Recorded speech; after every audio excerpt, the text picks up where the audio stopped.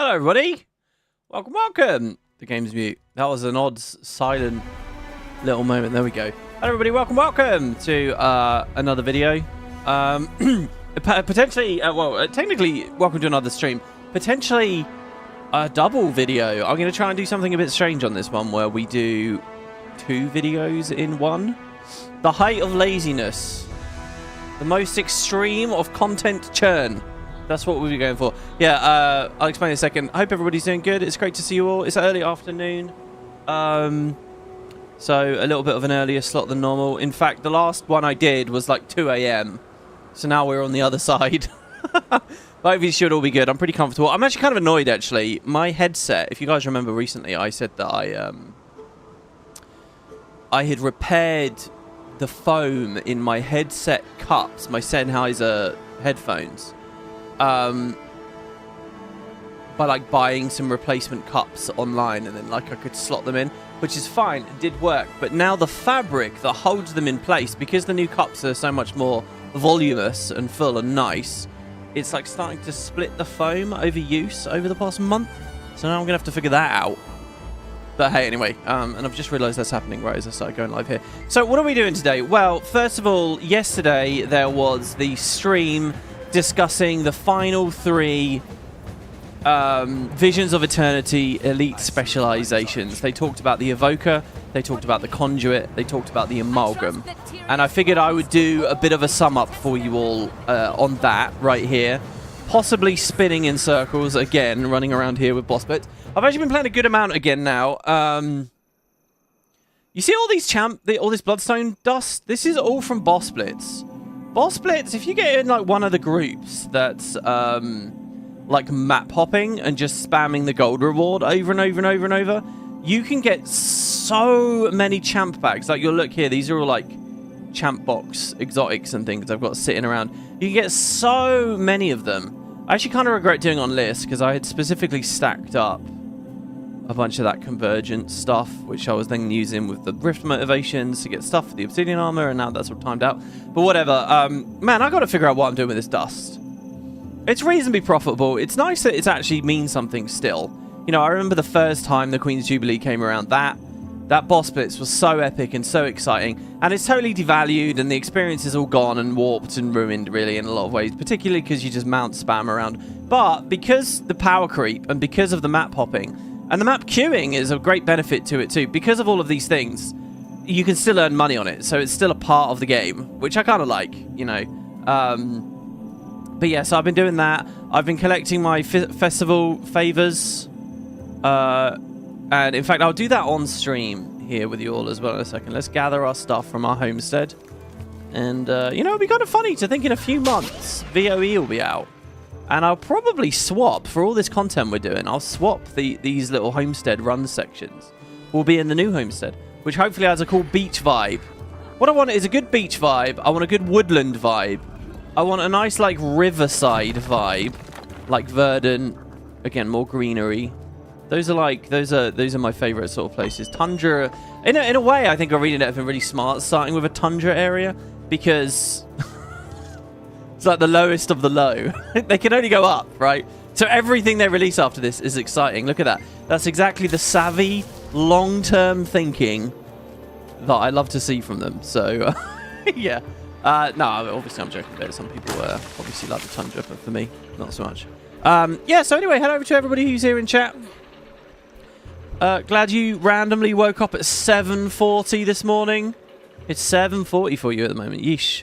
Yeah, this might be one of those ones where people can listen on their drive in to work or whatever, depending on your time zone. So all the people that said Dervish wasn't possible, I knew there was a way to do it. Well, we'll get into that in a second. Cyan says I want a Cantha homestead so badly. Yeah, I think that could be cool as well. I'm a big believer in another mini X-Pack to return to Cantha. I see no reason why they couldn't do that. It'd probably be quite fun. So yeah. Okay, hold on real quick, just before I get too deep into chat here. What I am doing, I know I mentioned on and on, I don't have any AP to get anymore, but I will get the 2 dailies. This is always a bit of a weird festival for the dailies. Okay, we need bundle looter from the trip. This is This is a rubbish daily. This is a real outlier. Out of all festivals, Bundle Looter is not good. And I'll explain why. Because most of these... Okay, so this is defeat a boss in the Queen's Gauntlet. Not the boss split, the Gauntlet, right? So we can just fly up to the upper ring. I assume. I've never actually done it on the sky scale. Usually I... Oh, come on. All right, well, never mind. We have the Jade bot to save us. So this is like on demand. Most of these these dailies are weird because you want to get the one that gives you the Bazaar ticket and you want the one that gives you the Pavilion ticket, and then you combine the tickets and then you use the tickets to buy the skins, like the Divine Sovereign skins, stuff like that. Let me see. Ringmaster. Oh, shit. I don't know who I'm queued for right now. It probably defaulted to Liadri, didn't it? I know your face. Can we disable that? I'm already queued for a fight. I think I'm going in. Let's see. Halmy? Halmy Hammerfell? Who did we get? Oh, okay, we got Halmy. I can't remember what Halmy is. The first of tier 1, tier 2. Anyway, so this is on demand, right? We get the daily.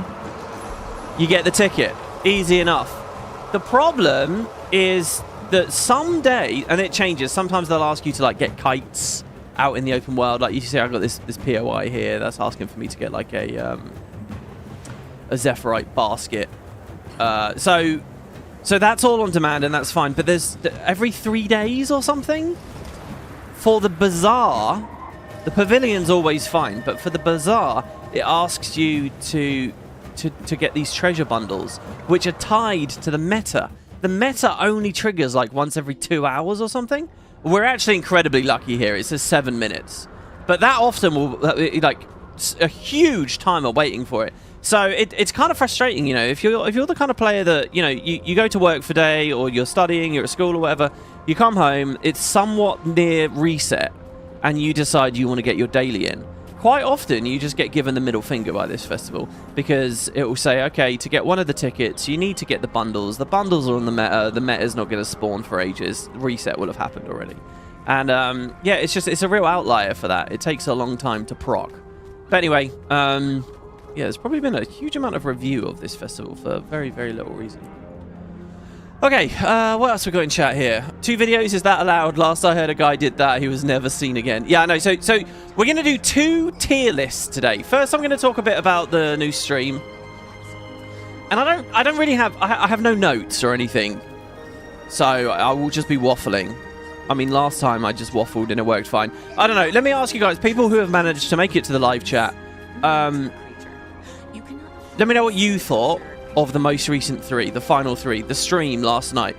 Drop your messages in chat because I'll read them and then I'll bounce off and we can get a bit of a conversation going with that. So I'm going to talk about that, but then I'm going to do 2 tier lists. Ooh, in fact, hopefully this works.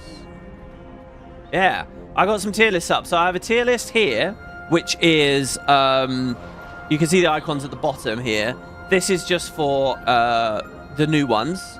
I'm going to rate all of these, and we'll do it as like a video section and release it as its own video, and I'll see whether people like it or not.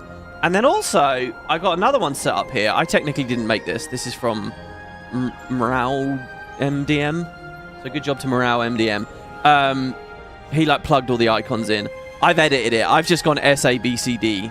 He had like some, sorry to be offensive, he had some very cringy things like, I hate it with all the beings of my body. That's what he had like written instead of D tier. Right. Anyway, so I've edited slightly, but this is all the icons. You'll notice, by the way, they all look really good, but the POF ones don't have like the black backing underneath them, which is really weird. These are all just pulled from Wiki. He says credit to the Wiki for the images. But yeah, like they feel like they're out of style with the set or whatever. Anyway, so yeah, we'll do 2. I don't know. I really can't remember if I've ever done just a straight up all elite specs tier list. I can't remember if I've ever done it. I've obviously never done it with the VOE stuff on there. But yeah, this guy's updated it for VOE. You see modified, you know, yesterday, really, because he's got even these last ones on here. But yeah, okay, so, oh, maybe that wasn't yesterday. Maybe he did it before the stream. But anyway, so that's what we're going to do. And yeah, we'll see how it goes. And that way we'll have a bit of content rolling out over the week as I focus on getting us back to Oblivion. See, I've been in a weird place, right, where the past 2 weeks, 2.5 weeks, I've been thinking I want to do Oblivion, but I want to cover this elite spec stuff, and I want to be excited about it. I want to do it fully. I don't want to just be like buried off in Cyrodiil. And I thought, well, okay, I'll cover each one, and then there'll be the beta. I'll do the beta, and we'll cover that. But now they've announced that the beta... I thought the beta was coming on this next Friday. I thought it was every Friday. But no, it's not next Friday. It's like next Wednesday or something. So there's a slightly bigger gap. So we'll see what we can do to make use of that gap. Anyway, let me have a little look at chat here again here. Squid Snatch Elite Spec for S tier? Maybe. Maybe. I mean, you'll see in a minute. I wonder how predictable my views are going to be. I mean, if you've listened to my commentary on it, you can probably predict 6 of them at least. I'll give you my commentary for the last 3 in a minute.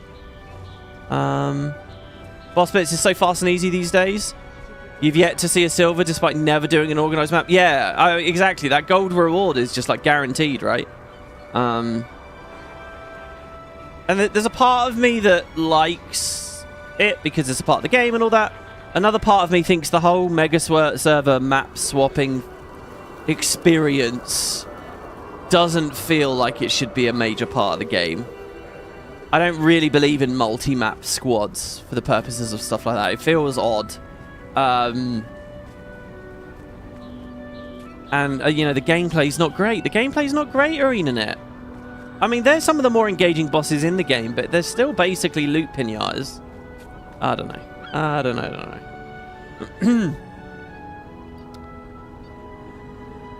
100% agree. There is a lot of Cantha left. Yeah, there's so much. They could easily do a Cantha Elite Spec. Absolutely.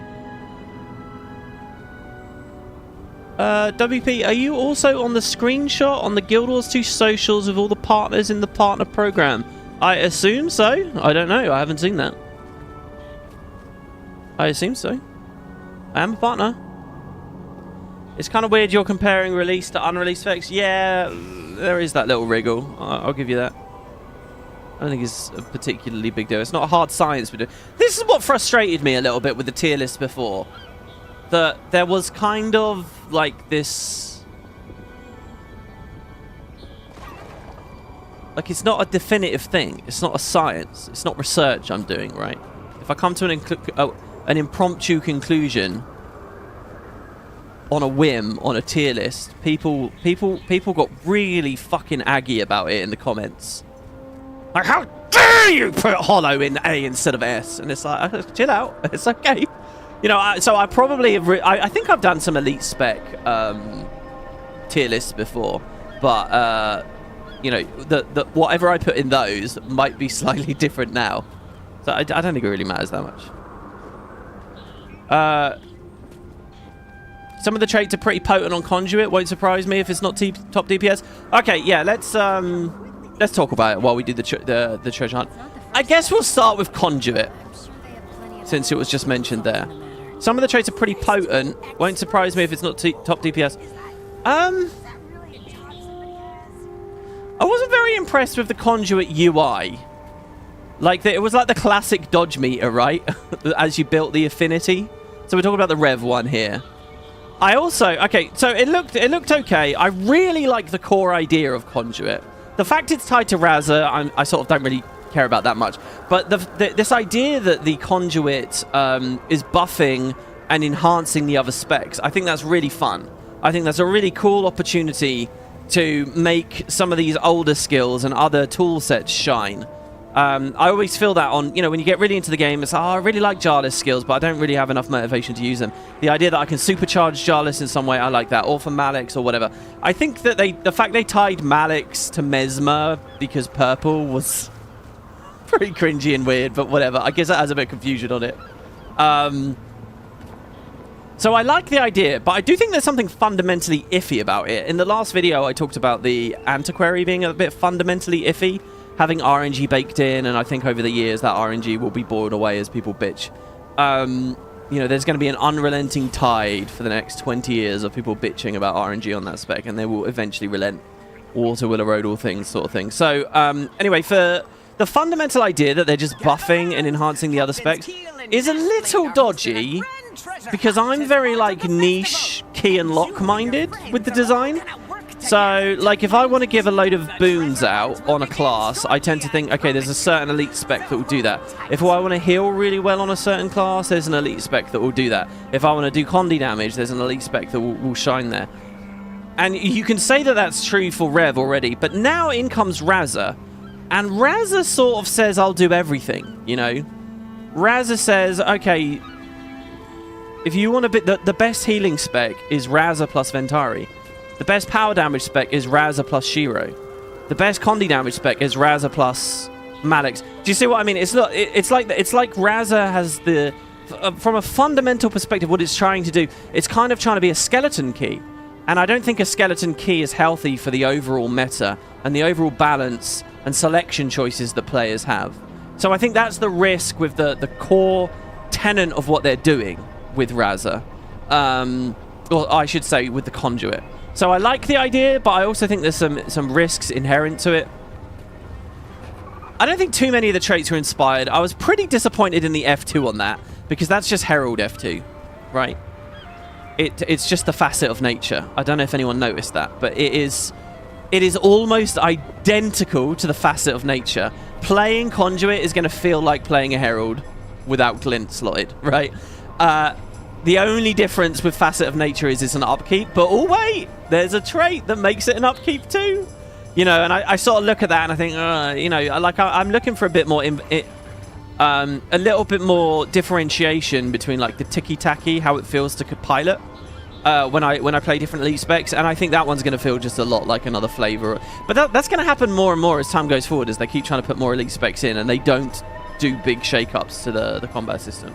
So, so maybe you know, that's not. None of these are major criticisms. They're just observations. My major criticism of the Conduit, though, is this: I think the legend is really badly made. I'll explain why. No, wait! No, I shouldn't do this. Hold on. Shit. All right, you guys aren't getting. We got to do the treasure hunt. I'm not gonna miss it now. Well, I mean, it's not like it's the end of the day. I could do it later. Look, when you think about Rev. Legends. So I'm coming at this from a more competitive... No, not even just a competitive mindset. I'm coming at this from an everything mindset.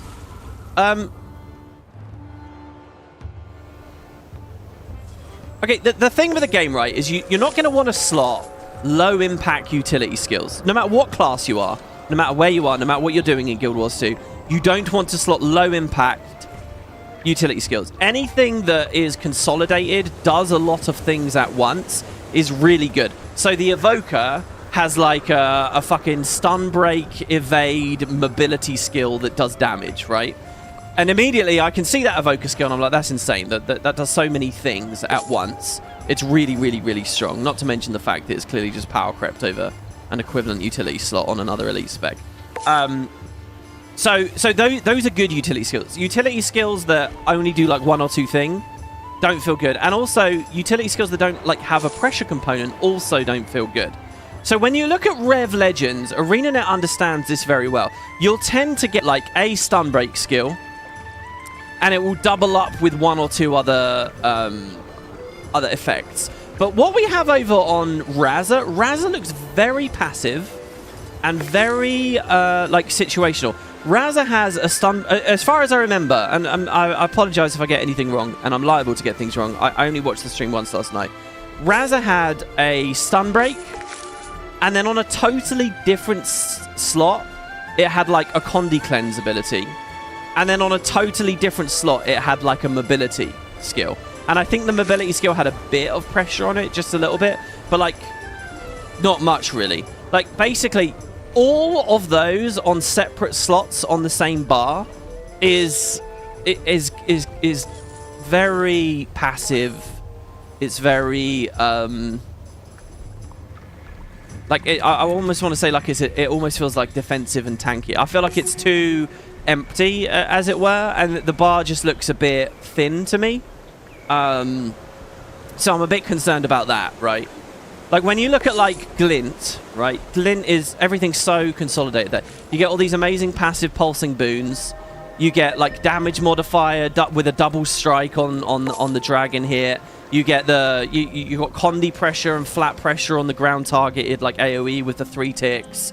You've got a massive blowout. You've got a stun break on there. You have damage into healing on the fucking heal skill. There's so much. There's so much going on over those 5 skills. And Razza looks like there's not much going on. It feels like when you look at Malix has a stun break, and the Conduit stuff is baked into it, right? It's on the same slot. Having all those tools on separate slots, I don't know. I'm not too convinced by the Razza skills.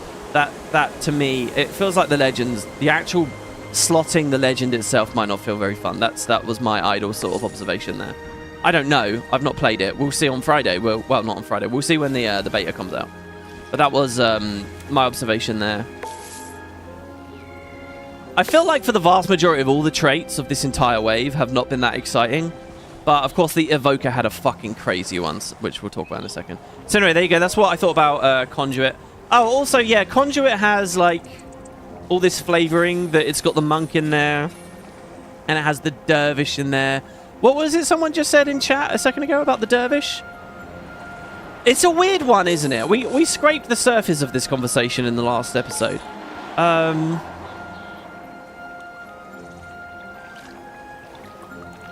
The devs themselves... So let's just talk about Dervish for a second. The devs themselves repeated on yesterday's stream that Dervish isn't really possible in Guild Wars 2 because the gods aren't there to offer their blessings or their channeling to the other races. So how can you have a Dervish in lore? But I'm just not convinced. I'm especially not convinced in a world where they've just done the Evoker, where it's the Norn spirits of the wild being communed with by an Asura or a Sylvaria or whatever. It's the exact same situation, Arenanet, and you've hand-waved it. It's kind of the Norn getting treated like shit again in a way, like their lore isn't that sacred or doesn't really matter. In a way.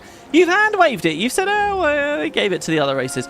You can hand-wave the Dervish thing. I had someone who quite rightly in a comment on my video said, yeah, but WP, the gods aren't even around. They're not even around. Even humans can't channel it. You could say that, but that's not that still doesn't save you from the hand waving. I think a lot of people don't understand just how malleable the writing is and how flexible the world building is. You can justify pretty much anything, right? They can easily say, oh, there's some humans that for the past 50 years in solitude have been studying what dervishes used to do, and they've realized that there's a way to do it even without direct intervention of the gods. It's kind of an emulation of it, but it's basically all the way there. And, you can add that's the fundamental story. You can round it out with as much extra world building and flavor and connective tissue to all the other areas of the universe to make it feel natural.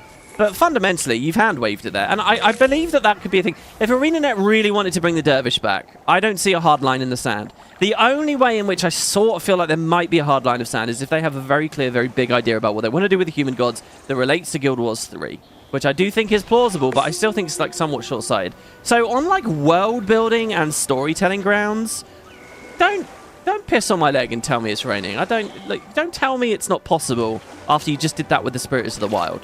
I believe in Dervish, but let me just be clear. I don't really care about Dervish. You might think, oh, because he played Guild Wars 1, he's huge in the Dervish con. I think it's superficial. I think it's exactly as superficial as bringing back the Ritualist or the Paragon or the Monk or anything. It's just, it doesn't matter. It's not a big deal. You want to play these things. Guild Wars 1 is still live. It's there. It's a completely different combat and RPG system. You're not going to get the same feelies. So, if they want to have this thin, extra nostalgia fan bait, fine. But I've said it before and I'll say it again. I believe in these things only on the ground that they're popular. And doing things that are popular is good for the game. It makes people excited about the game. It makes them want to play it. I don't believe in them on any fundamental principle. I only believe in them because other people are excited about them. And I can acknowledge that other people are excited about them. So fine, yeah, put them in.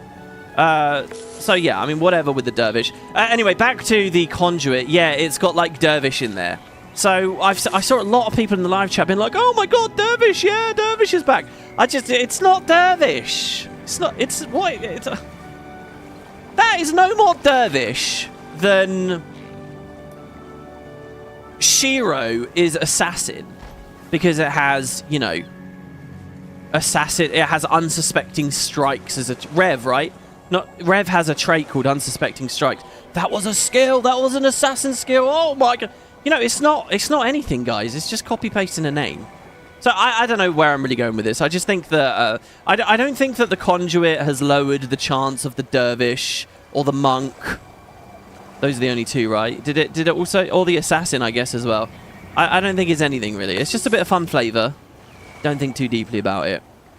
It's about as far as it goes. Yeah, we go. Look, we had a donation there from Christopher Clayton asking me that question. $2. Why not have a Dervish that's just adapted? Yeah, if you guys drop me a donation with a question, trust me, I will answer it fervently, even if it's only $2. So thank you. Not to look down on $2 there. Thank you very much. A lot of people want to role play the Dervish. I don't think they expect the same gameplay. Well, by that token, you can already do that too. My Rev in Guild Wars 2 is called Shiverpeak Anna Ruck, which is the Marganite Dervish name. And I wear the Dervish outfit. And I have a scythe staff. And I'm a Dervish. You know, I role play a Dervish. I've got the theme and the vibe. People could have been doing that with the Paragon for years as well. Clearly they want a gameplay hook, otherwise it wouldn't be in the realm of an elite specialization conversation, right? These things are already possible. And that's the other thing, right? I mean, a lot of the live chat yesterday, it really blows my mind in a lot of ways. What was it I read?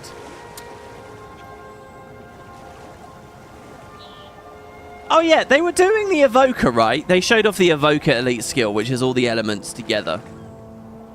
And when they showed off the Evoker elite skill, there were these people in chat going, "Oh my god! Entering the Avatar state! Oh, Avatar! Oh, look, we're communing all the elements!" Like, in all caps and shit, like, wanking off over it. And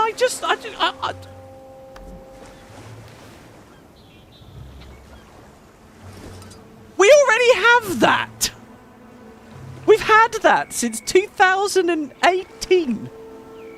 We have that. What? I'm not trying to be a downer or whatever. I'm totally being a downer. I don't understand the enthusiasm a lot of the time. People are like really excited, like, "Oh my god." So what do you mean the Avatar state? We've already did that. It's already in the game.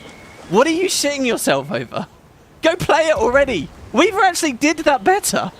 So funnily enough, in the trailer we saw that animation with all the elements being used together, and I was talking to Kerry before the stream, and she said, "I bet that's just the elite skill. I bet that's just the elite skill." And I said, "No, that won't be the elite skill. It will be something more interesting. Maybe it's the ultimate ability after you've done your pet thing 3 times."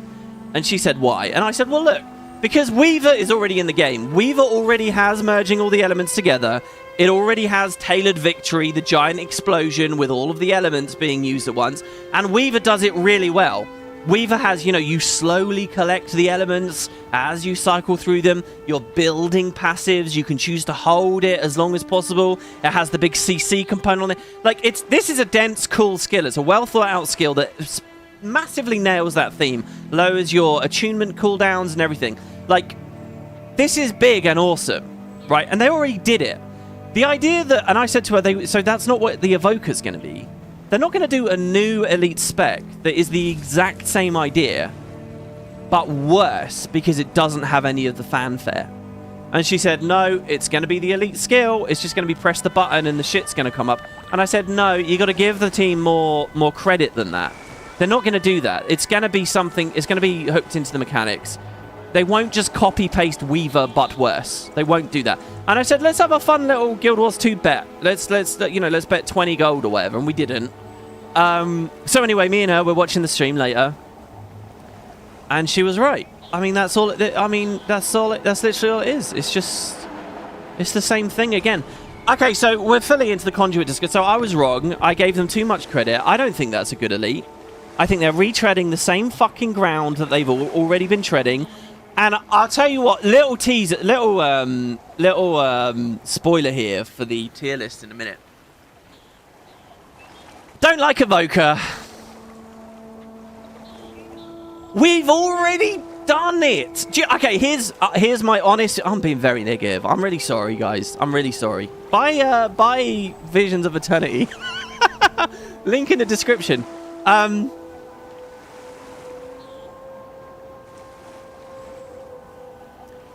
Catalyst is an elite specialization where we gather energy as we strike things. It's not when you use weapon skills, it's as you strike things. Potato, potato, right? We gather energy, and then we press F5, and our little animal thing does something. And you get a different animal for each attunement. You get a turtle in earth, you get a Kirin in water, you get a phoenix in fire. Wow. And what is the Evoker? As we hit targets, we gain energy, which we spend to have our little companion do something. And there's a different companion for each element. It's the same thing, man. Like, here's my little conspiracy theory, and this is potentially quite offensive. Here's what I fully believe the Evoker is. It's the cuttings left over from the Catalyst. I think they had a few concepts when they were making the Catalyst, and they sort of went in the bin because they weren't good enough. And now a few years later, they're like, oh shit, what do we do? And they started, they're dumpster diving. They went back into the bin, and they pulled the little leftover bits of the Catalyst out, and they said, okay, maybe we can finagle this into something. From a thematic perspective, alright, I am not all about that elite spec. There are so much better things that they can do for the Ellie. New attunements, okay? Give me the Arcanist with the Arcane attunement. Let me take an attunement away and like give me an acid attunement. Give me the and you know, I know the immediate response to new attunements is, oh, it's too many buttons, you know? They've got all these new weapons. There's the pistol now, there's the spear now. If it wasn't possible before, it's definitely not possible. You don't need to have the new attunement tied to weapons in the same way. Right? Like, do something new thematically.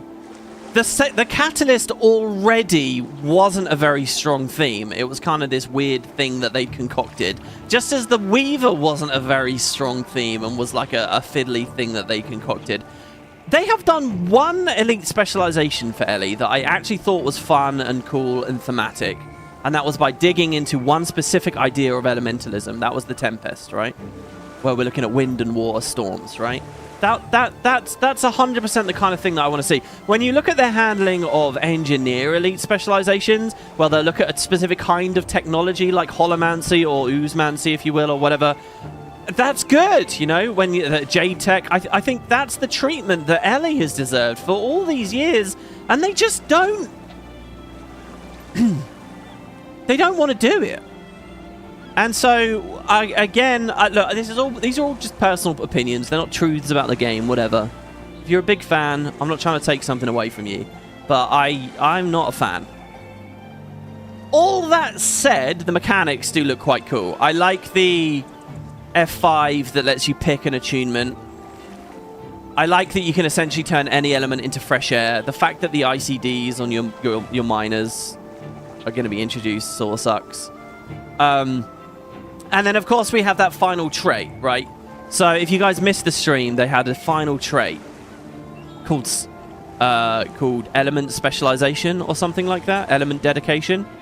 And what it does is it changes all of the attunement icons to the same one. So you're stuck. So this will be water. That's water. That's water. It's all 4 buttons are water. You can't leave water attunement anymore. You're stuck in water attunement. But you get to pick. You're going to be stuck in fire, air, earth. And what happens is your familiar will start fully recharging all your weapon skills. So you use fire skill, fire skill, fire skill. And then your little pet does something. And you get all the fire skills back again. And then you go, and then you get all of them back again. Now, now I'm very mixed on this. One, it's amazing. Let me just say, it's really fucking cool. Very, very interesting trait. Really changes the gameplay. I'm a huge fan of what they showed off there. I think that was really, really, really exciting. It's exciting in principle. It's exciting in theme. And even when I think about like ticky-tacky applications of it, like, you're goddamn right, I want to sit there with a staff casting Meteor Shower and then double cast it because of Arcane Echo, the new Arcane Echo, and then have my little familiar recharge it again, and just spam fireballs absolutely everywhere. I think, guys, it's really good. It's a 10 out of 10 idea for a trait. I really, really, really like it. Here comes the but. I know you've all been waiting for the but. But I don't believe it belongs on Evoker. I think that, if anything, that might be a core arcane trait. Or it's its own elite specialization. That's an elite specialization, Arenanet.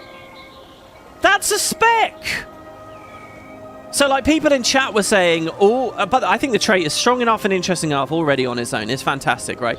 But it wasn't good enough for some people in chat. And chat was saying, oh, you should give us weapon swap.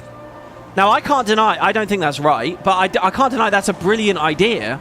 Dedicate to an element, but gain weapon swap. That's really cool. But you know what, guys? That's it. That's its own elite. It's its own elite specialization. That's a huge concept there, and they've just kind of like dumped it onto a trait in Evoker. I don't know why that belongs in Evoker. It has no innate connection to the spirits of the wild or the little spirits that you have. Yes, they have like this cool like gameplay interaction, but it just feels like ill thought out. And again, it's one of those things where it's short-sighted thinking to me. Like, if you're Arenanet right now, if you're that balance team right now, do you know if you're doing more elite specs? Because if you are, fucking don't do this! Like, I don't like that it's such a brilliant idea. If it had the polish and the extra rounding out that a full elite spec could give it, it could really shine. But instead, what it's like hidden off in the corner almost, you know? And I feel like they're spoiling a really great idea. So, yes, there's like this short-sighted thing in the community where we see something exciting and it does look brilliant and it's easy to applaud it. But I don't like that Arenanet are going to drink in that applause and think they've done a good thing here, because I think it's a really bad idea. I think it's bad design. I think that they should have held it off and had it as its own elite spec and go with the weapon swap thing if you like there, or whatever else. It's a fantastic concept. I just don't know why it deserves to be on Evoker. And it is rough around the edges. You know, like, they should take the other icons away. It shouldn't just be water, water, water, water everywhere, you know? Or they should give you a big single water thing that's a really beautiful icon. I don't know. That kind of detail, that quality, that polish is only going to come in if it becomes its own spec. But this is all what I know. For all I know, the balance team has had that idea for an elite spec in the back pocket. They've tried it year in, year out. They've never managed to wrangle it into a full-fledged thing. So now they're just thinking, fuck it, we'll put it on a trait or whatever. Maybe they have done their homework. Maybe all these experiments have happened. And you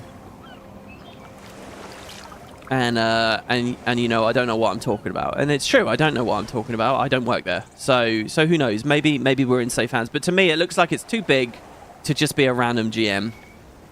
So I'm mixed on it. I'll be playing the shit out of it when the beta comes out, of course. So the Gizmodo says, and it is still beta for the UI. Okay, but after what happened with End of Dragons, I wouldn't expect massive changes.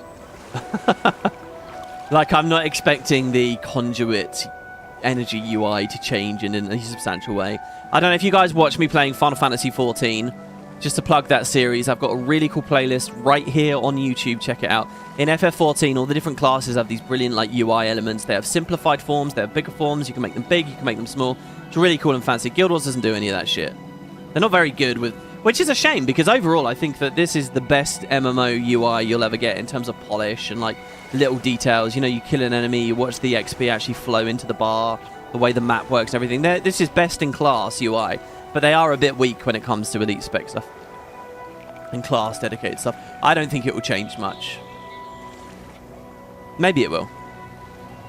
Okay, so I've done a lot of rambling there. Let's see what people are saying. Let's see the live chat response here.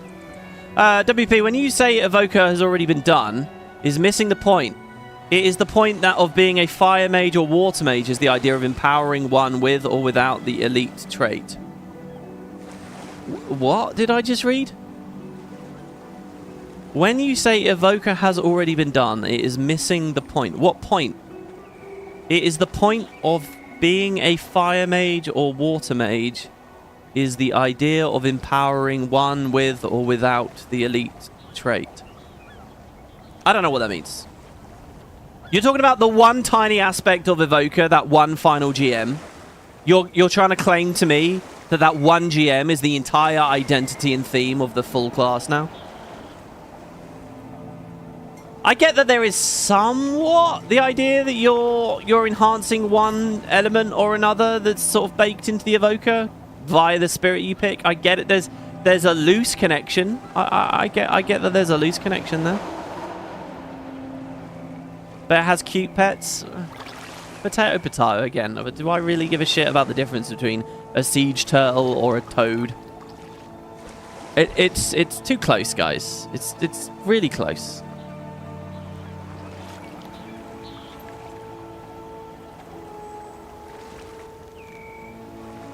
So I'm scrolling up here. You think they wanted to make Ellie more accessible? I don't know about that. I'm not convinced that's on their mind or even needed or necessary. Or if you were going to do that, you try and tackle that in the space of the design space of an elite spec.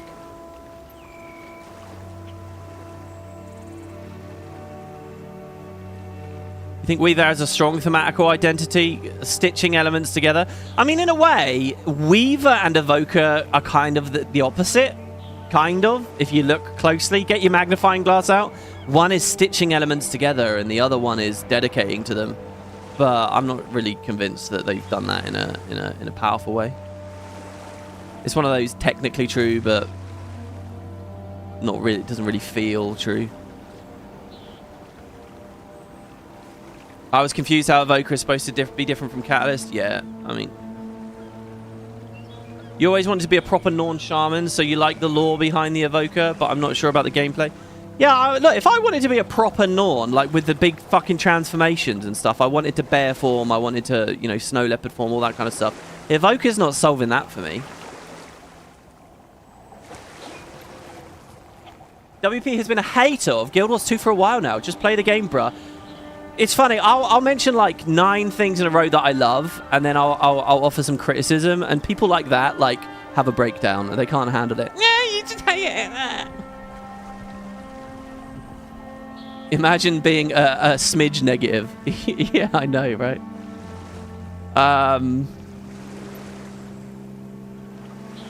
The problem is Dervish, so we're back up to Conduit stuff. The problem is Dervish flavor is so pitiful. You have an F2 where you have a scythe spin around you, and an elite that is a scythe spin around you, and another area. Yeah, okay, so look, but to defend the Conduit, yes, it has these dervishy elements to it, but it's not called the Dervish, right? It's not like they did a Dervish and all you got was a shitty little spinning scythe. They did the Conduit, and it just has Dervish elements because they're trying. They see this issue where they can't do the Dervish, so they'll try and sneak around it, you know, and they'll have some elements of the Dervish to hopefully satisfy some people. But I think that there's a contingent of the audience out there that will say, you know, go the whole hog or don't, you know.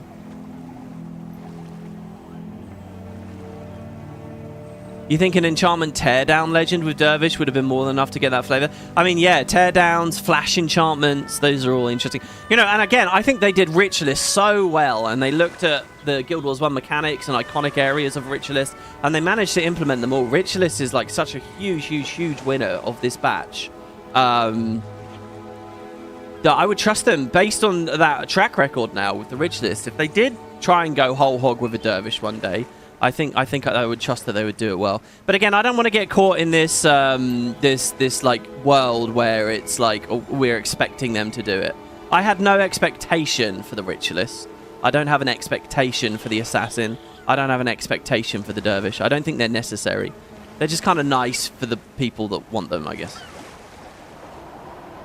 Did they say if Conduit has any boon support, or is it strictly DPS? I think it did have boon support, didn't it? I can't remember. One improvement, by the way, was they did take screenshots of all the traits and put them all on the forums in a nice album, which was really good. So you could check it pretty quickly. I know that there was a lot of personal boons. So another thing that was cool about the Evoker was, you know, if you dedicate as an air Evoker, you can get you know, quickness for yourself. If you dedicate as a water Evoker, you can get alacrity for yourself. The Evoker has a little bit of a thing, a bit like the Conduit as well, where I wonder whether it will eclipse stuff, you know? Like, it looks to me, they've got a trait where you do a flat heal every time you apply some regen. Looks really strong. And you can share alacrity on the spec. So is it going to crowd out Tempest? You know? our air evoker's going to crap. But I think isn't it only personal? I think it might only be personal. But so there's a good chance I'll play an evoker, despite all this, conversation about that final trait and whether the theme's not that good and whether it feels like a bargain bin catalyst and all that. I think that just the fact it's another way of getting solo quickness is quite exciting to me. I'm pretty sure I saw that in Conduit too.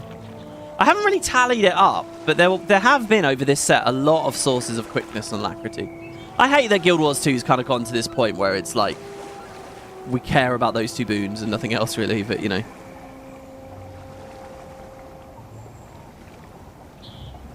I tried to like this new bunch of elite specs. I even rewatched the streams, but one, they did a poor job presenting them, and two, the only one I actually think I enjoy is the Antiquary. Wow, the Antiquary. You know, I was surprised. Someone left a comment on one of my recent videos and said, oh my god, the Antiquary's... billions of people left comments saying fucking the Antiquary's bad. But a guy said it's really bad. Go check out the official trailer. It's got huge amounts of YouTube dislikes. I think you need an add-on to see those now. But look at the comments. They're all haters. And indeed, you can go to the comments and it's people saying, oh my god, this is an April Fool's joke, but it's July, right? Or August now. People, and in my own comments, people didn't like the Antiquary. I myself don't really like the Antiquary. There was so much negativity. But when it actually came to the stream, it was in the official stream. It was interesting to me that it was actually quite polarized. It was quite divisive. There were a lot of people that seemed to like it too. There were a lot of like naysayers, but there were a lot of people, and I really wanted to say to Bogot or whoever was doing the channel at the time, the stream, the moderation, I was very close to dropping a message and saying, hey, you should do a poll. You should do a poll, because it really felt split. It didn't feel universally hated. It felt split. Now, I don't know whether that's just because on the official stream, there's going to be a predisposition of people who have social skills and are polite and know that the devs are watching, so they're going to be a bit nicer, right? I don't know whether that like factors into it a bit, and that's why you saw more politeness there. But, I assume a lot of it's authentic too. Some people like it. They like the jokey spec. And I myself argued that, we're at the point now, guys, where... Look, I know a lot of thieves like to be edgy. I know a lot of them like to be, oh, I'm an assassin. Yes, I already have the dead shot, the dead eye, but I want more. More assassin, more evil, more killer. Yeah, executioner. That's me. I know that that's like the thief archetype or whatever. But the reality is we already have a shit ton of spec. You got your ninja spec with the daredevil. You've kind of already got a lot. It's okay if eventually there's something that's a bit wacky. I don't begrudge the Antiquary for that. It's okay to go a bit goofy. It's okay to have a bit of a jokey spec. It's differentiated. I would rather that than Catalyst and then Evoker, where they feel too similar to me. I would much rather have had a jokey spec. And it's interesting to me too that I don't think the Amalgam is a far cry from what they did with the Antiquary. In one of them, we're creating a guitar for ourselves, and in the other one... By the way, okay, so Amalgam, I haven't talked about it. Amalgam's interesting to me, but it seems to be a big winner with the community. It looks good. I like the look of the build craft. I'm excited to be able to select tool belt skills independent from utility skills effectively. The potency on the stuff looks mad, but that's just beta balance. I'm not really obsessed about any of that stuff because it will change as time goes forwards. The only quibble I have is that animation where you're a puddle. It's like Ellie Earth Sword 2. Someone said it in chat, and they were absolutely right. It's basically the same thing. And I think there's some costume brawl skills that do it as well, right? What's the costume brawl skill that melts you into a puddle? It's like... I'm going to find it here. I'm going to completely forget the point I was making, because I'm going to spend so long looking for this. But hold on. Yeah, the Enchanted Brim. I do have it. Is it on here? Summon Cauldron. It's not that. Melt. Yeah, I knew it was a costume brawl thing. It's this. All right, we had this since the very first Halloween, but whatever, right? It's Melt. But crucially, with Ellie Sword 2 and with Melt, you'll notice that you can't move, right? It looks so bad when moving. Because the puddle should deform, right? It should flow. It should, morph into a different shape as you're sliding and oozing around. But it's the exact same, tile. And it looks terrible. It is arguably the lowest quality animation I have ever seen in Guild Wars 2. An MMO that prided itself on its animations. It looks terrible. But I guess it kind of hides because it's kind of a funny, goofy thing. I didn't see anyone point that out in the chat. Maybe nobody cares. And it doesn't really matter that much. Overall, the Amalgam looks fun. Again, it's like I said in the last part. It's just one of those things where, you know, if there's a quibble, there's obviously a lot to talk about in justifying that quibble and all the ins and outs of it. If everything's good and satisfying and you know, it's good. They got all the cool animations. There's that giant spear hand thing that you see the T-1000 do in Terminator 2. By the way, if the T-1000 is the Uzi Terminator, the liquid metal Terminator, what is Arnie's Terminator? What was his designation? Because I thought he would have been the T-1000. Anyway, you know, they got that.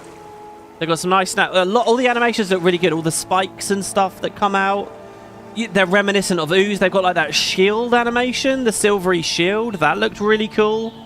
As soon as I saw that, I said out loud, wow, that looks really cool. And then chat started flying, and they were all saying, yeah, it looks really cool. It's good. You know, a bunch of the traits look ludicrously strong, but again, there's no need for us to tunnel vision those, because...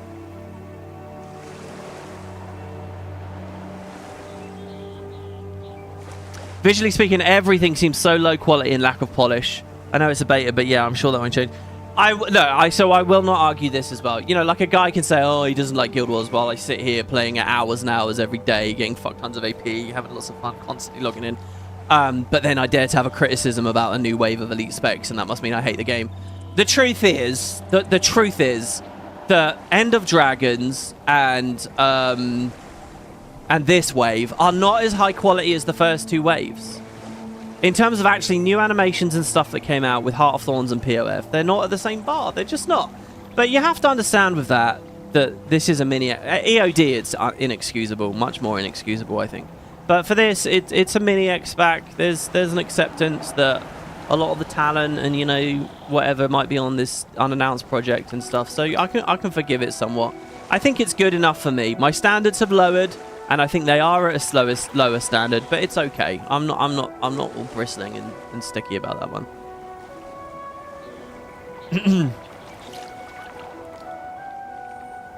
Chat, has he done the tier list yet? No, we'll do that in a minute. This one's definitely better than EOD, says Asgar. I disagree. I mean, so much of this commentary is going to overlap with the tier list in a second. But when I see EOD, I see the Mechanist. Okay, what I'm talking about is like... I'm not talking about applicability of specs. I'm talking about like how distinct they were from the existing Pantheon. I'm talking about UI elements. I'm talking about like mechanics, like nitty-gritty details that went into them. So the Mechanist, right? The Mechanist might ultimately feel like a very passive, very overpowered, very sort of like the actual gameplay that resulted from it might not be the most stellar thing. But all the UI and all the work and everything that went into actually getting a full-blown pet over on the NG, and how distinct that felt from other elite specs. Mechanist is an excellent spec, and I'm going to rate it very highly in a minute. Because of that. Like, that's detail, that's quality, that's hard graft. You can see that there's a lot of work that went into that. Blade Swarm, likewise, really, really high. Very, very, very well thought out. Very intricate and cool with all the bullets and everything, and the flow, and... So, and you know, the idea that you can get these absolutely massive, monstrous numbers you haven't seen anywhere else. There are some really high bars in EOD. You know, even when you look at the Spectre, it may not have worked out as an experiment too well in the end, for the direct targeting and the specific tether one guy and all that kind of shit, the mini rebound you get or whatever. But still, I see a lot of, like, experimentation and effort and push there. With the new wave, I only really see that on one spec, and that's the Evoker. Well, it's kind of the same thing over and over again, isn't it? It's like, but again, it's an EOD thing with Untamed, customizing your weapon skills, and now we can customize our tool belt skills or our F5 slot or whatever. So do you see what I mean? I think I think EOD is higher. I think it does pip it. I don't know whether I think HOT or POF is better, by the way. I think that's a very hot contest. I think it's a very tight competition.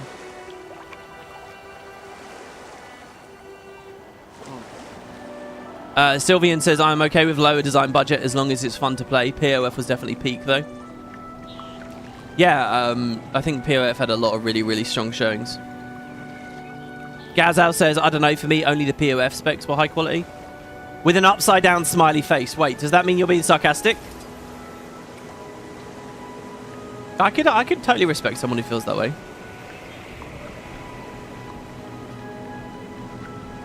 You feel like whoever's doing the UI for Rev dropped the ball. People were complaining about the Evoker UI, but I thought it was alright. The little circle that you charge, and then it has the little animal icon in the middle. Unfortunately, it always looks like a fox, no matter what element you're in. I feel like that was a bit of a shame, because they're not all foxes. I mean, maybe that's one of the things where we say, okay, it's work in progress, they'll improve that. But, again, I'm not holding my tongue on that. Chrono, Reaper, Tempest, and Heart of Thorns was such a peak for you. Yeah, I mean, they're all excellent showings, but look at what's so good about them. Add Druid to that, right? They're really good themes. Look how strong the concepts were behind those specs. They're not waffly. They're not trying to do this, that, and the other thing. They're all such strong themes. They had good mechanics to back them up. I think it's just the Evoker logo in the middle. Oh, I see, yeah, which is a fiery fox thing. I gotcha, yeah, so it kind of works on those grounds. It would be cool, though, if it changed, right? If it was a little toad when I was toad specialized. As a biologist, all animals are foxes. Oh, tell me more.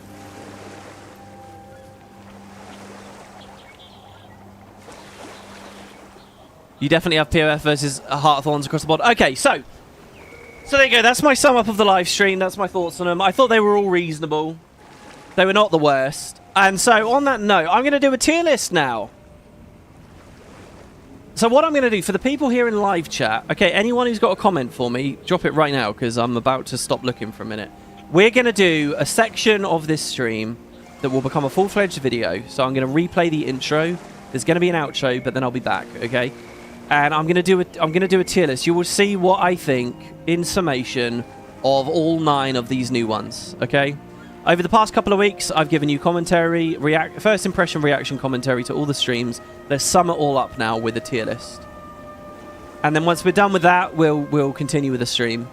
And if we're feeling high energy and stuff, we'll do a bonanza. We'll do every single elite spec. All right, how's that sound? Oh, okay, the upside down smiley face emoji was sadly, it is what it is. As a whole, I personally would probably say POF, then EOD, then Heart of Thorns. You're undecided on the new set. And that's very logical and correct to be undecided, right? They're not out yet. We haven't played them. It's all premature. It's all first impressions. You notice these details more than me. Are there any new SFX in all these specs? There looks to be a lot of recolored and repurposed stuff, but I have no problem with that. Oh, there's another element to this as well. So one of the Amalgam animations features the character spinning. And this, of course, prompted chat to go on and on and on, very rudely, go on and on and on about how it's just Gravedigger, how there's no budget, it's Gravedigger, Gravedigger, Gravedigger. And there's something quite interesting going on there. I got that when I was talking to Mike in Discord the other day as well. Mike was talking about the Paragon and how they're all the same shout animations or whatever. It's funny. There's obviously 2 components to any skin animation, right? There's what your character does, and then there's the magic, right? There's the particle effect or whatever. So, like, Liz summoning Shatterstone, right? She moves her hand out. And then Shatterstone is the actual thing, right? So there's 2 things. What does your character do? What does the animation do? It's funny, when I was modding FF14, I really had to get in the nitty-gritty of this for audio design. Because there's all the sound effects on what the character does, and then the sound effects on what this does, and you have to differentiate. Anyway, now I can only speak for myself. I don't give a shit, really, about what Liz does. She could put her hand out for all of them. for all I care. I don't really care. What I care about is like the big, the prominent, the magic thing, the thing hitting the target, right? If I see this is blatantly reused, it's just Shatterstone, you know, same color, same sound effects, same everything. That's what upsets me. That's where my eye for detail is. The actual, what the character is doing is of so much less interest to me. Like, so yeah, the Paragon uses a bunch of shouts. So Mike gave the example of someone holding their hands up to their mouth to, like, shout, or, like, roaring from their chest, or, you know, there's, like, multiple poses you could do. Like, I don't care.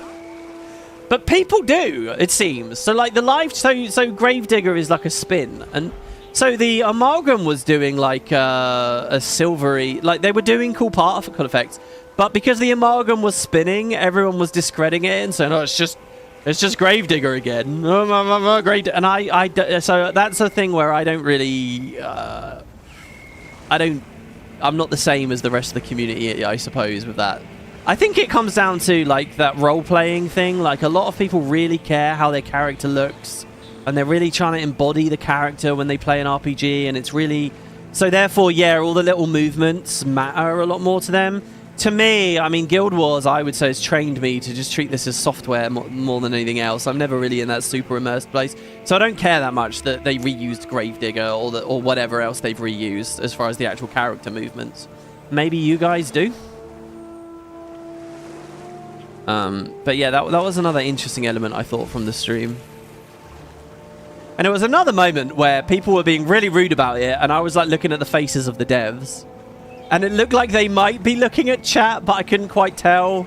And that's all 3 streams now. They never did any response to any... I mean, I'm bad enough on my content, don't get me wrong. They never actually responded to anyone. They all could have been pre-recorded, all 3 of those shows. There was no live interaction. What's the point of doing it live? Just pre-record it and present it live. You have a personal vendetta against the spin-to-win whirlwind type attack in every game, not just Guild Wars 2. You can't stand it. Yeah, but even then, right, like, there's different levels of it. If we turn Weaver back off, if I go to my... If I go to, like, my catalyst here on Hammer. Like, here, Liz is spinning.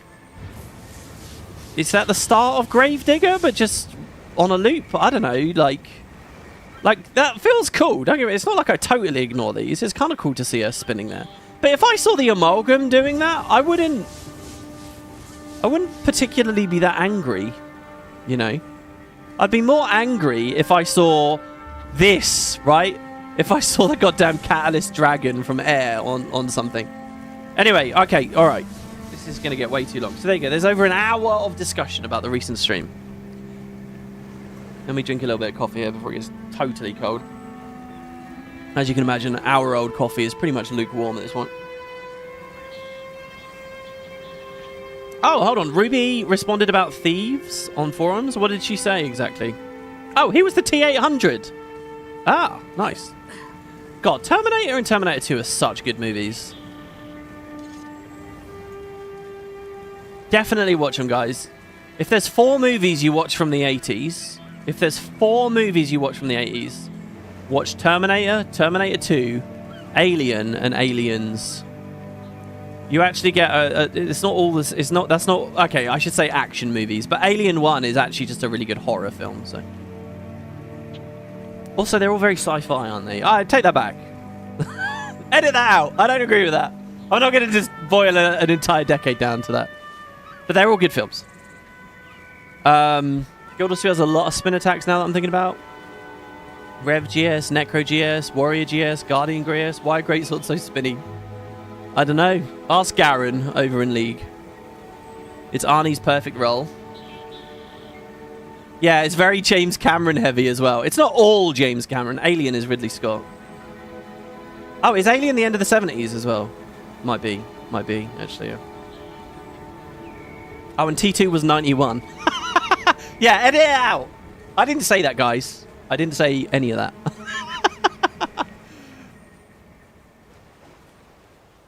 The people bitching about anything will always be crazy to me. Well, look, I think it's just that pursuit of perfection. What you got to understand is some of us are geeks. And, you know, it's not out of a hatred for the game. I think I think that's the thing. So I'm not going to call people stupid. I'm not going to call them ignorant even, maybe. It's just, you know, socializing on the internet and learning how to interpret what people say and why they say it is difficult on the internet. Because you never really know what kind of a room you're in, right? I'll tell you what the room you're in right now is. I'm a huge fan of the game. I'm a big nerd about the game. I want the absolute best for the game. And I love the game, and I can I don't need to play perfection to still love the game, but I want to talk about it. I want to talk about where it could have been better for me. I don't presume to speak for the whole community, but I will always say, and you know, there is no such thing as perfect. There's always something you can nitpick. But I do that from the perspective of, well, look, what was the bar? What was the best it could have been? It's just interesting to talk about that, you know, and hopefully it's informative on some level. Not because I delude myself into thinking I would have any influence over future development, but just because then you can bounce that off of other people, and like, what else are we here for? You remember, you know, what else are we going to do except discuss our, you know, what is feedback? There's no such thing as useful feedback if it's only positivity, you know? So it's just that pursuit of greatness, isn't it? It's just seeing what could have been better, what didn't land, what did land. And, you know, it might get a bit ranty and stuff sometimes, but it's not like this great insult. It's not this... Like, I think some people look at that and say, I don't understand. They say that they're a fan, but there's things they don't like. And it's like, you know, that's quite a primitive, like, shallow understanding of what's happening. I won't call you ignorant or stupid, but I'll call you primitive and shallow. You watched Terminator 1 and 2 recently, and what stood out to you is how much quiet time there is. In modern movies, people are just yapping non-stop. Yeah, I've noticed that as well, actually. I watched a film, what was it called?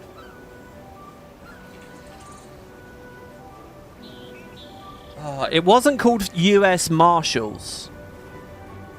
U.S. Marshals was the sequel. It had Tommy Lee Jones and Harrison Ford in it. And I actually thought it was Harrison Ford's best role. And I'm not a huge indie fan. I'm not a huge Star Wars fan. I'm not a huge Blade Runner fan. I really thought it was his best role. He played a guy convicted of killing his wife when he didn't do it. And as he's going to receive the death penalty, there's a huge crash. And he manages just to escape.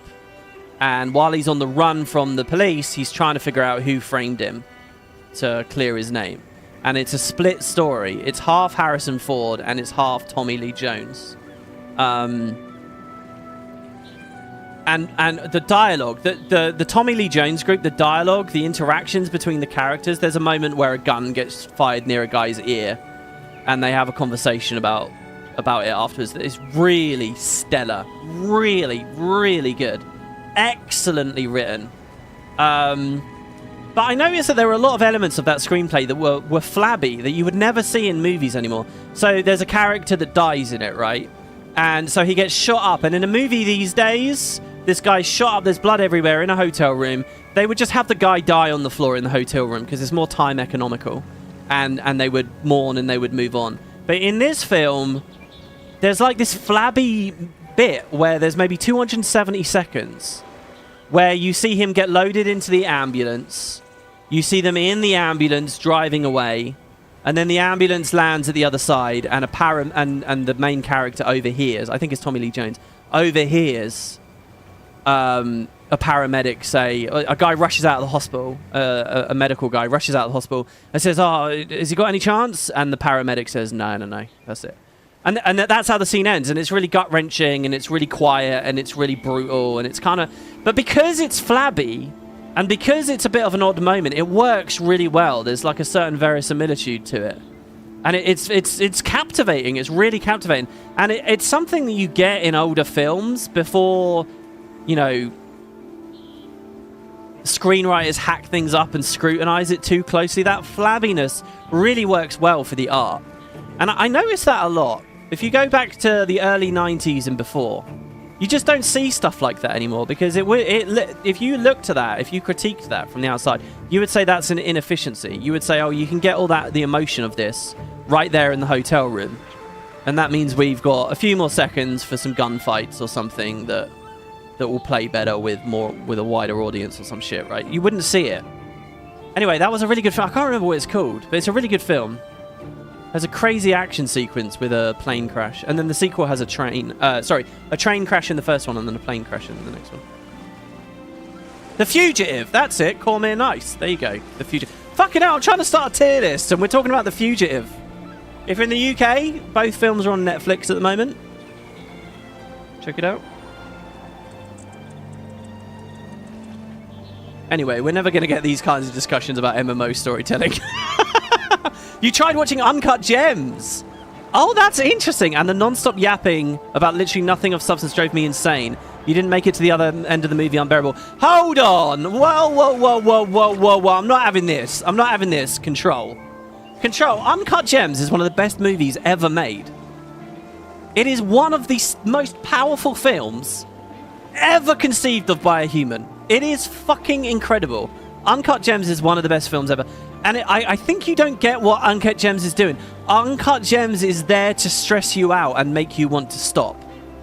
It's not a Marvel blockbuster. It's there to make your skin crawl and make your blood pressure rise and make you feel itchy and antsy and want to pause the screen or stand up or walk away. It's a movie that is relentlessly begging you to take a break because the stress is too much. And what you just criticize as non-stop yapping is one of the ways they accomplish it. It's easily Adam Sandler's best movie. That's an incredible movie. Look, if you view film as an art form to provoke a reaction from you, whether that be to make you feel sad or make you feel powerful or indeed stressed or scared in horrors, you got to watch Uncut Gems. It's not a genre people like opt into. I have watched it exactly once and I do not want to watch it again, but I will always remember that movie. That is true art. That's a fucking incredible film. So yeah, yap away in Uncut Gems. It works in Uncut Gems. That's the thing. Check that one out too, guys. Check that one out too. It's really, really, really good. It's meant to be unpleasant is a funny thing to me. It's totally real and legit, but it sounds like a lazy defense. Yeah, but I mean, a roller coaster's not like going to like a spooky house is supposed to. It's not pleasant to be scared, is it? But it gives you something. You know, it connects you to humanity. Look, here's the... I'll explain to you guys, all right, why films like that exist, okay? It's because we're all getting old. And what is getting old? Getting old is getting numb. It's losing your compassion. It's losing your ability to feel, all right? Everything gets numb. There's no love as powerful as your first love. No fear as powerful as your first fear. It's just a slow descent to the grave, all right? You're becoming as bored and uninterested as the mud all around you, all right? We're sinking into nothing. And you know what? Sometimes there's an experience out there that can relight your humanity. And whether that's the feeling of feeling acutely stressed or scared or in love from a romantic movie or whatever, then there you go. That's why Uncut Gems is a thing, right? I think there's some other equally stressful movies about like chefs, and I've worked in kitchens, and I've read reviews of people who are chefs saying, no, I can't watch this. It just brings me back to work, and it's the worst experience in the fucking world. Which I think is totally fair. Also, I'm currently trying to watch a Steve Carell movie, Crazy Stupid Love, and I'm not sure I'm into it right now. The premise, I'm about halfway through it. And the premise is, this man's wife cheated on him. And he's, like, fighting to get her back. And it just annoys me. It's like, she cheated on you. Fuck her. I really don't like that. Why is she getting a free part? Oh, I'm having a midlife crisis. She cheated on you. Why is this story all about his quest to get her back? So I don't know whether they'll subvert that or change that by the end. But right now, I'm a bit like... Steve's best film right now for me, honestly, is The Big Short. I know that's kind of a fucking finance bro, horrible kind of movie in a lot of ways, but I really like the film, and I think he's very good at it. Guys, we got to do the tier list. We got to do the tier list. We got to stop this now. Yeah, Elder Ennui. There you go. Ennui's a great word. I never use that word. Right.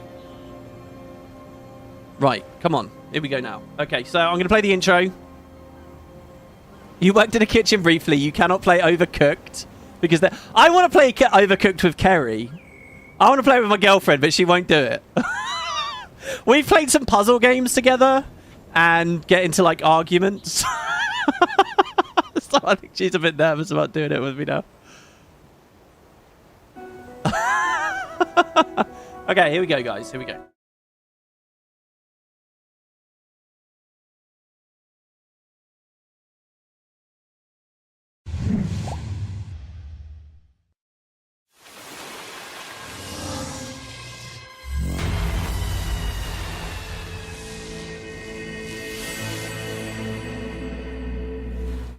Hello everybody and welcome to another video. I hope we're all doing well. So yesterday was the final stream where they revealed details, gameplay details. They released like tooltips onto the forums, which was very cool, for the final 3 elite specializations: the Conduit, the Amalgam, and the Evoker. So that's the LE, the NG, the Revenant. I've given some of my thoughts on an expanded version of this video. If you check out the live tab, you can see that. But I thought now that all 9 have been done, it might be fun. I haven't done one of these for about 2 years. And please don't take it too seriously. When I used to do these, people got like really serious about them. I thought I'd do a tier list. We can see what we think about the whole set of 9. Now, obviously, this is just a first impressions tier list. You know, I haven't played it. None of us in the community have played it just yet. We've just seen, you know, what they've said in the blog posts. There's a chance that they're still in development. A lot of the numbers and like potencies and things are obviously going to change. Some things are going to be overpowered. Some things are going to be weak. So I'm not really going to care too much about efficacy here. But in terms of theme, how the mechanics look like they play out, and informed by actually having watched their streams, thought it'd be cool to line up all 9 now, actually see what we think they are in terms of winners. So I've set up a little tier list here. Let's hope that I can actually get this going. Right, so, well, okay, hold on. So, here's the tier list. So, I've ordered them. I think this is the order that they talked about them on the streams, right? I think they did Troubadour, then they did Luminary, then they did Gale Shot, and so on and so on and so on. I'm pretty sure that was the order. So, I've got S tier, the absolute best. What I'm going to do is I'm going to try and only put 1 in S. It's going to be like the winner of the set, if you will. And I'm going to only have 1 in D. It's going to be like the loser of the set. Unless, as I talk through this, I come to a different conclusion. I've not really planned what I'm going to do here. This is just like a first take, first impression. And we'll just see what we think as we hit each icon. And in the comments, I'd love to hear what you guys think as well. I will try to justify my opinions as we go. So yeah, let's run through it. So Troubadour. First of all, we have the Mesmer Spec Troubadour. In terms of like theme and you know, just idea, I actually think this is S tier. Really, I mean, if on Mesmer it fits perfectly. You know, when you train the glamour line in game, you can already see like there's those minstrelly elements. There's the April Fools when they joke when they very first announced the Mesmer. Actually, it wasn't April Fools, was it? That was the Commando. But anyway, it fits perfectly on the Mesmer. I think thematically it's a really good idea. I don't actually think I am going to put on S, though. So we'll hold it at A for a second. Now, the reason for that is, in terms of actually how it played, I have to be honest, I'm a little... I'm going to put some importance on something here that I think a lot of people won't put any importance on. But for me, I really wanted to feel like I was playing music in terms of like how the Spec sounded. Yeah, I know. I'm talking about the Spec sound design. But from what I've seen on the streams and the trailers and stuff, it's still just a bunch of regular Mesmer projectiles doing like the normal Mesmer kind of noise. And I don't know whether it was just the stream and the trailer's not emphasizing it well, but I don't really feel like I'm actually playing music, really, and not in the way that I wanted to. So, unfortunately, I think it does lose a point there. Obviously, they do have the cool instruments animated that you crack out as you actually play. I think the idea of having a drum that does the spammable days is cool. I think the idea of the distort share coming back is huge. And I know some people will look at that and say that's terrible and so on. But I actually kind of believe in a model of the game where we have that tool on a lot of specs. And we've seen like they're doing something similar on the Paragon. And once it's on a lot of specs and encounter design accounts for players being able to do it, I think it could just be a fun part of the game. One of the things I've been asking for them to do is to create niches for these new elite specializations to fall into. And there, I think they've done that. So I'm actually excited about that. I'm excited about the dramatic and the big ideas they've got.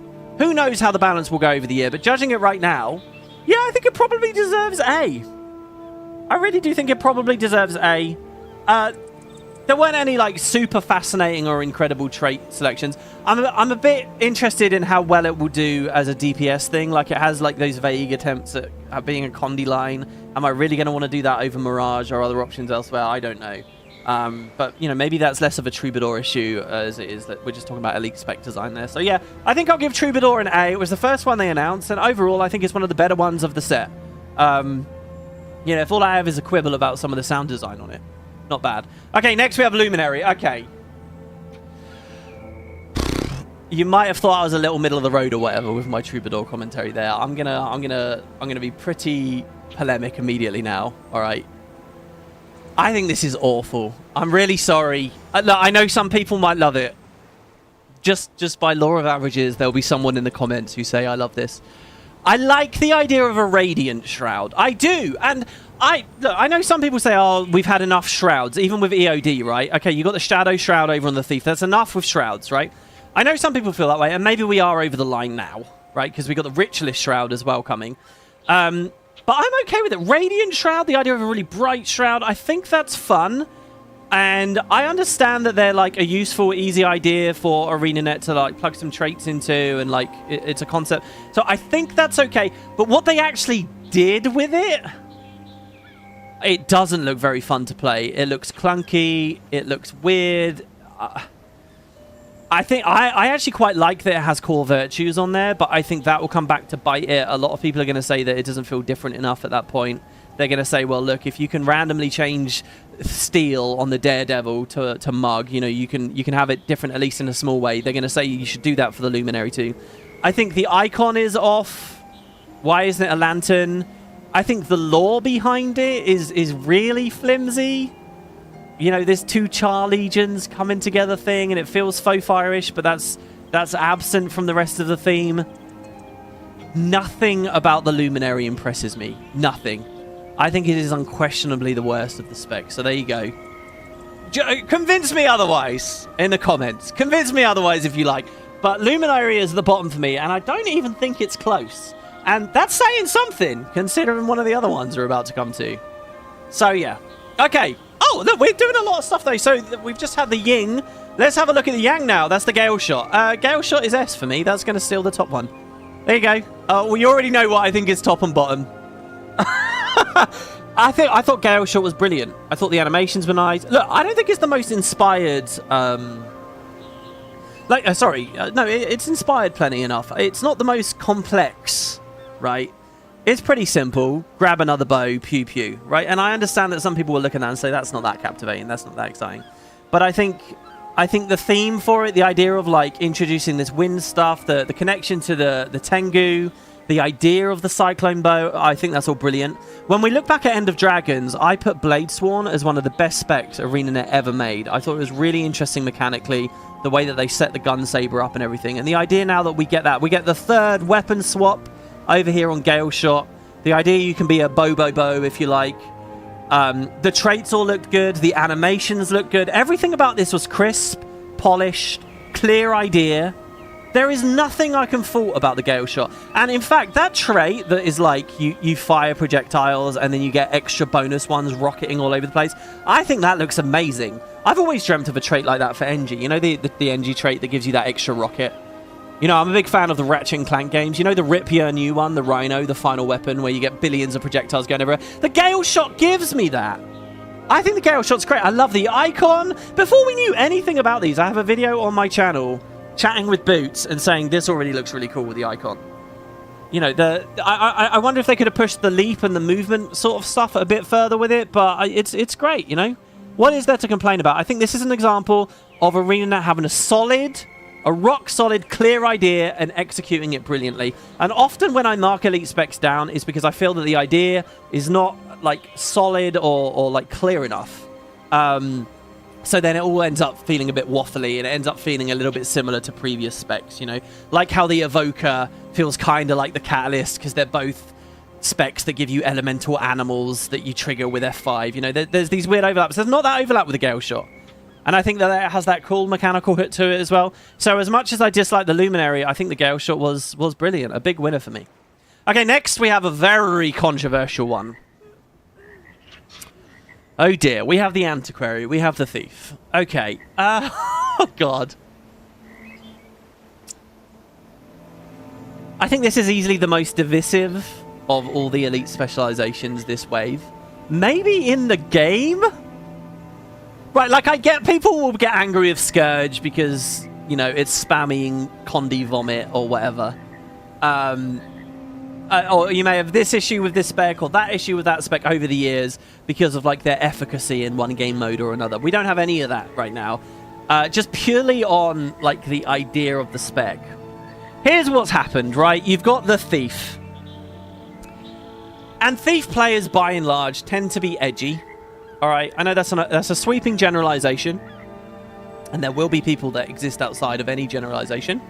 But generally speaking, you know, we're excited about being assassins. We're excited about hiding in shadows. We're excited about being on the wrong side of the law, stuff like that. And this spec is a jokey spec. This spec gives us a dancing holographic script. It's not quite on a stripper pole. I know people like to joke. But, you know, it gives us a guitar. It has us throwing a script at enemies. It's like a joke spec. And that immediately turns off those thieves. And so there's kind of a perspective here. Like, is it okay for an elite spec to wildly push outside of the remit of its base class? We had this conversation when Heart of Thorns came out with the Dragon Hunter. A lot of people hated the Dragon Hunter because it was traps and it was sneakiness. And no, I want to be a chivalrous, virtuous kind of guardian. The thing is, when Heart of Thorns came out, Dragon Hunter would have been your only choice. So yeah, you might be miffed if it felt like it didn't hit your fantasy of your character. However, we're now 15 years nearly into Guild Wars 2. Is it 15, 13 years? There's loads of specs to choose from. It's really easy to play other classes. I don't personally begrudge Arenanet for doing something a little bit different on one of the classes. You know, people are angry that the Paragon's there, that the Ritualist is there. Why no Assassin? It's very easy, though, to look at Assassin influences in the Execution line or on Deadeye. You know, like are some themes already here? I would judge Arenanet more for doing the same thing over and over again, a little how I feel about the Evoker, than for trying something very different. So, to be honest, guys, I think it looks goofy.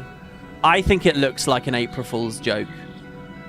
I think it's not what anyone was asking for. But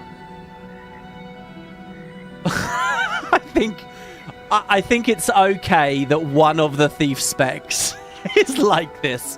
So, I don't know. I think I'll put it at a C. There's other things to talk about. The mechanics, the RNG baked into this class, I think isn't going to work out over time. I think it's going to get nerfed and changed away. I think it's a mess thematically. I don't know why there's cards for the icon when there's only a couple of traits that allude to cards. I think a raw idea of a gambler would have been much more exciting. But it's that thing, like, oh, did their lawyers tell them they couldn't do a gambler spec, so they had to U-turn? I don't know. I think mechanically it is interesting. They are trying some things. So, you know, I'm not going to judge them too hard for the experimentation. It's not exactly my cup of tea, I have to be honest. And I think there was a much cooler, more pure idea of a gambler that I would have really been into. So, yeah, look, if you're a thief this X-Back and you're miffed and upset, I get it. I get it. I'm putting that at a C. That is not one of the winners of this set, for sure. So that's Antiquary for me, I think. Next, we've got Paragon. Paragon's a weird one because for me, mechanically, it looks like it could be quite cool. I like the UI. I like the flow. I like how they're repurposing adrenaline. I like the idea of motivation. I like the way that the echoes work. I think they have a really fun idea with the elites. And in the world where the Troubadour brings back Distort Share, I see space for this. You know, it's a Guild Wars 1 classic. I only had a few characters in Guild Wars 1. Paragon was one of them. It doesn't fully hit the bar of what a Paragon felt like in Guild Wars 1. It doesn't have all the art and the trait icons and the skill icons like I personally would have liked. But it's okay looking. This will be one that I have to play and get a feel for. I didn't think that the animations were very bad on it or anything. It's got the golden theme. I wish the wings were bigger and more prominent. But I think they did an okay job with the Paragon. I really do. I'll give it a B. I'll definitely give it a B. It might even be up at A. But I think it's a B. You might think I'll put it in A because I'm a Guild Wars 1 player and all that. But actually, this idea that elite specs have to go back to GW1 classes and stuff, like we were talking about the Assassin just now, I'm not actually a huge... I don't care that much about that stuff. So yeah, I'll give Paragon a B. Oof, now this is tricky. This is rich list, okay? I maintain that icon should be a spirit. And I think, like many, that it would have been cool if the color theme was kept. The, like, bluish theme. If the spirits were still chained up. I think it does feel a bit iffy on Necro now. That said, for PvE games, PvE, like, experiences, I like zooing, man. I like zoo builds. Not necessarily in PvP, and not necessarily in hardcore endgame stuff or whatever, but just running around playing an ARPG or whatever. I like zooing. You may have seen me playing Path of Exile 2 earlier in the year. And this is kind of like a zoo spec in a way. But I think Rich List is... So it hits all my bars. It's a Guild Wars 1 reference thing. It's not just a Guild Wars 1 reference, right? It's really beautifully Guild Wars 1. It has Signet of Spirits in there. Sorry, or Summon Spirits in there. It has Soul Twisting in there. It has so many names and references and playstyles that the old Rit had coming back. It's got the weapon skills. The potencies of everything look really fun and interesting. Although, again, let's not focus too much on those. The trait lines were really diverse and really changed it up. I loved that the last thing they showed off was, oh yeah, this trait means you can get the spirits out of Shroud. And they'll follow you around and everything. I mean, Rich List is brilliant. So why this is tricky is this might be S as well. I said I'd only do one S. I really think they did Rit brilliantly. Look, if you're sitting there thinking Rit was the winner of this set, I agree with you. So by those rights, I think I've got to give it S. The thing is, there are those slight quibbles. Because it's trying to be a Rich List, but it didn't quite get the colors and stuff for me, I think I'm going to lower it slightly. I think it's A. But this is excellent. This is really good. It's funny it's on the same tier as Troubadour, because it's clearly way better than Troubadour, I think. I really thought Rich List was a very, very, very impressive showing. So yeah, I'll give that one an A. All right, and then we have 3 left. So this was from the last week. This is the most recent 3. So first we got the Amalgam. Again, I don't know about the icon on this. Is that an ooze in the middle, I guess? I thought this was going to be like an atomist or something. Like, wouldn't a cool just ooze icon have looked amazing there? Maybe a bit blobby and amorphous and wouldn't have looked good as an icon zoomed out in the party menu in-game or something. I'll say that Amalgam seems to have really captured the community. There's a lot of people I've spoken to have said, oh my god, I'm excited about this one. Who I wouldn't have expected to be excited about it. I love the Quicksilver vibe. I think if they'd kept it as like a nanotech, Quicksilver, Mercurial kind of thing, and just sort of left it there, Mercury or whatever, I would have liked it more than them tacking the ooze thing on, right? The ooze thing kind of makes it a bit jokey, right? It's a bit like the Antiquarian. And I guess it depends on your taste, right? Do you like the jokey specs or not? I just feel like it wasn't really necessary. Some people come away with the ooze thing and they love it. You know, they say, oh my god, it's got the ooze element and, you know, that makes it funny and so on. And it's kind of justified by the lore and stuff. And I've got nothing against oozes. I just don't know whether, for my taste, it really added that much to the spec. That aside, I think the traits looked fun on it. The mechanics where I can actually specifically select my tool belt skills is a brilliant idea and kind of a continuation. It's not truly innovative. It's a continuation of what we saw with the Untamed on the last wave. But I think it's a really good idea. From what I saw on the stream, the idea, the actual selection of skills we got looked good. Unlike with the Antiquarian, who, by the way, I felt should have had more than 8 stolen items. I feel like there's enough new tool belt skills here. Some of the animations on this look slick. I think that puddle animation while moving is one of the worst animations I've ever seen in the game. But some of the other ones all look really good, like that silvery shield you can create. And you can kind of see oozy elements in all of them. Like when an ooze is blocking, it looks like that shield, doesn't it? And, you know, they've whacked some high potency on the different traits and things. So, look, I can understand why some people would put Amalgamate. I think it's going to be on the B tier for me as well. It looks good. It looks like a solid choice. Thematically, I think it's really good too, because it doesn't feel like hollow. You know, this idea that an engineer elite spec can have a dedicated focus on one type of technology or another. I think, you know, we had Jade Tech for EOD. I think this is really good. So yeah, the Amalgam, nice, solid, middle of the road spec. Next we have the Conduit.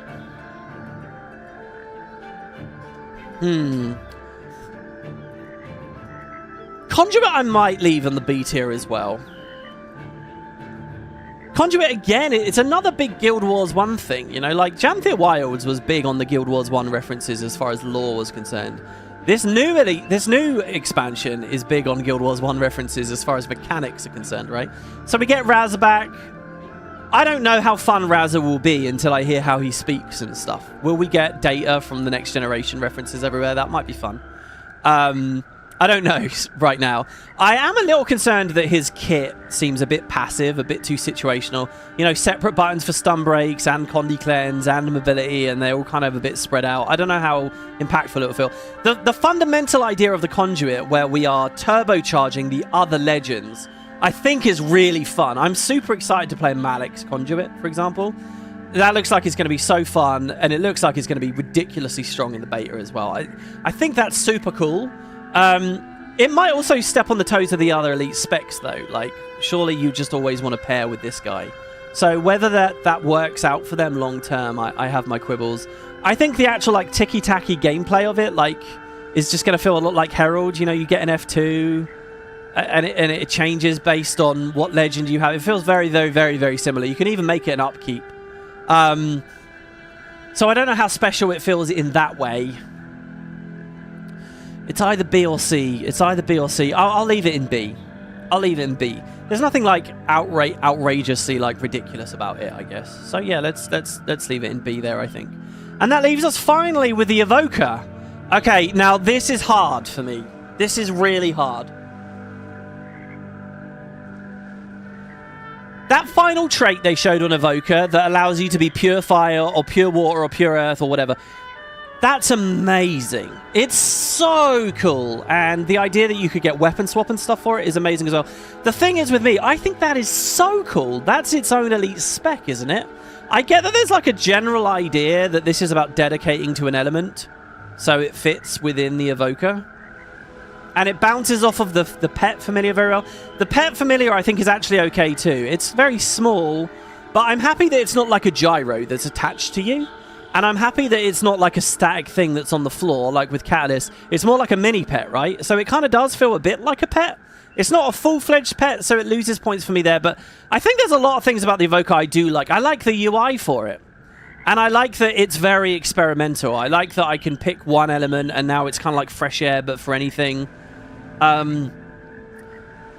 like that it looks like I'll be able to get quickness out of it if I want it, or alacrity. So there's a lot of things going for it. The downside to me is it just feels a bit Catalyst-y to me. You know, in Catalyst you build energy via hits. This time you build energy via weapon skills. It's not really that different. And in both of them, then you hit your F5 to have your little extra creature do something. And we have a new set of creatures versus an old set. That doesn't appeal to me. I really feel like it's like they had stuff left over from the Catalyst and they just plonked it onto Ellie for this next wave. They sort of went digging through the bin to see what they could scavenge out. And I don't like that vibe. I think the thing that I hold against Evoker more than anything else is, to my mind, there are so many incredible Ellie specs that they could do. Like unlocking an arcane attunement and having an arcanist, or doing totally new attunements like acid attunements and frost attunements. Basically what they did with Tempest, where they took a couple of branches of elementalism, like storms basically, and made a like you've got a storm mage. I think there's so many things that they could do like that for all different applications of elements, for so many elite specs. And yeah, I've got the Weaver and then the Catalyst and then the Evoker, and they're all just kind of like general elementalism. You know, like the new elite on the Evoker, it's kind of just another flavor of Weave Self that we already had on the Weaver, you know, like, and that really disappoints me. I've been very disappointed 3 times in a row now with Ellie specs, and that makes me a bit sad. And that last trait feels like, I don't know, so we'll see what they do with that. On the other hand, this looks like it'll be fun. It could be a great new open world spec for me. It's bobbing between B and C. It's bobbing between B and C. I feel like one of them should go in C so we have this nice balance here. The question is, what is it? Is it the Conduit or the Evoker? It's going to be the Evoker. I'm putting the Evoker in C. I really am. Not that it doesn't have good things. It has innovative ideas. People in the chat were complaining about the UI and stuff. I even quite liked that. And it's one of the things I'm going to be playing in the beta and seeing you know, how it rolls.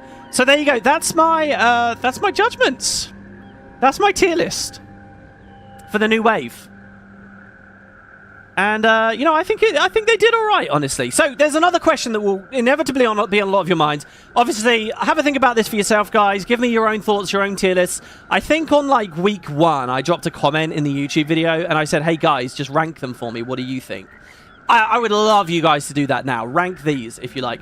So as an addendum to this, there's another thing that might be on your mind, and that's okay, WP. This is your rating of these ones. How do we rate them all? Right? How does this wave compare to EOD, compared to POF, compared to Heart of Thorns? So I'd like to try another tier list. Keep an eye out on the channel. You might see it. I might do another video where the commentary will have to be a bit lighter, or it will go on forever. But we might rank them all and see, you know, what are my lifetime S ranks? And I know that'll be a bit weird because these aren't even out and the other ones are.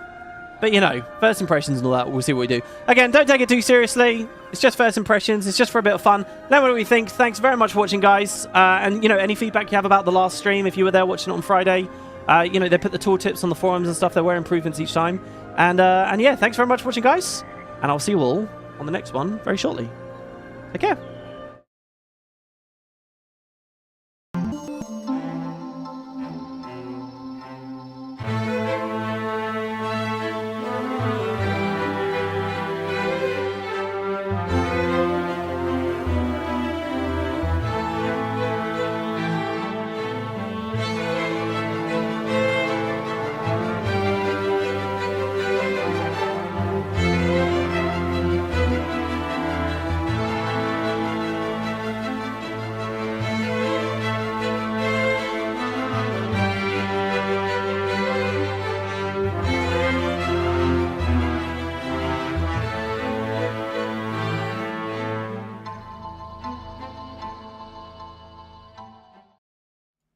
All right, hello, I'm back. What do we think? I'm looking at chat here. Yeah, Guardian is probably D. You agree with Guardian being D? Yeah, it's sad, isn't it? I don't even know what they could do to improve it. I don't like the theme. I don't like the mechanics. I don't even like the little lantern that flows around with it, really. Poor Guardian. Paragon is A, Evoker is S. Evoker is S, wow. I mean, chat did explode with excitement when that last trait appeared on the Evoker. It's just not different enough, you know? The theme is not there. The thing is it as bad as Antiquary? No. I mean, let's be honest, it's kind of mad. Looking at some of these, right? I already regret a lot of these. How is Troubadour near Ritualist? How is Evoker near Antiquary? Realistically, there need to be like lots more tiers, and these guys go at the bottom. All right, hold on. Let's swap over here. So I said Gale Shot. I said Rit thingy. I said you there. I said you there. I said you there. I said you there. I said you there. And I said you there. All right, there you go. So that's on the new tier list now, where we have all the icons. Oh, God, I'm going to have to... My throat's actually a little bit sore. Why did we rant about movies? I blame you guys for that.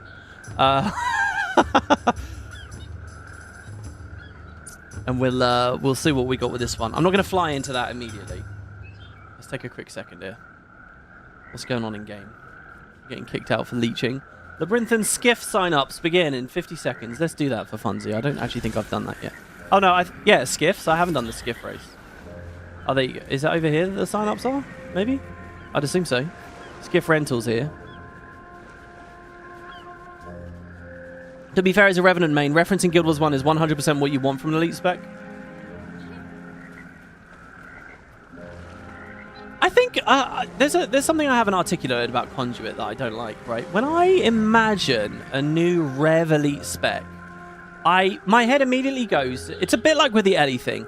My head goes to a cool character that has a distinct fighting style, and I want to do that fighting style, right? And Razza doesn't give me that. Razza is like in everything. It's like a jack of all trades, and jack of all trades just aren't really that exciting to me. They're not that captivating. Weaver feels like a jack of all trades. Catalyst feels like a jack of all trades. Evoker feels like a jack of all trades thematically, right? And I think that's where my issue is. It's a specialization. Sell me a fantasy. Yeah, that fantasy might be, you know, throwing dancing skrit around. And that might not be according to my taste, but I can respect that you've done something, right? And I think that's the thing. That's where Conduit kind of doesn't hit as well. Am I actually signed up? Because I didn't speak to the guy. I like that guy who put his door there. Just because. And I've got such a good idea for a housing / matchmaking system. My dream MMO is so fucking good, honestly. Makes all the towns and cities look populated. Gives you a neighborhood. Oh, God. Uses people's fashion and houses and decorations as a part of like playing missions. Jack of all trades is kind of new for Revenant, though, but again, I mean, even Rev has some Victor and Archimoris kind of felt Jack of all tradesy because you had, you know, the aggressive and then the supportive guy and everything in between in the middle, you know. I just think I don't feel so strongly about the Rev thing because I guess I feel more strongly about Ellie. I don't know. My coffee's officially cold. We're moving to a Fanta fruit twist. They should allow us to use other Legends skills while in Razza or something. Right now it's just stats. Wow, that's a cool idea as well. Yeah, customize the skills.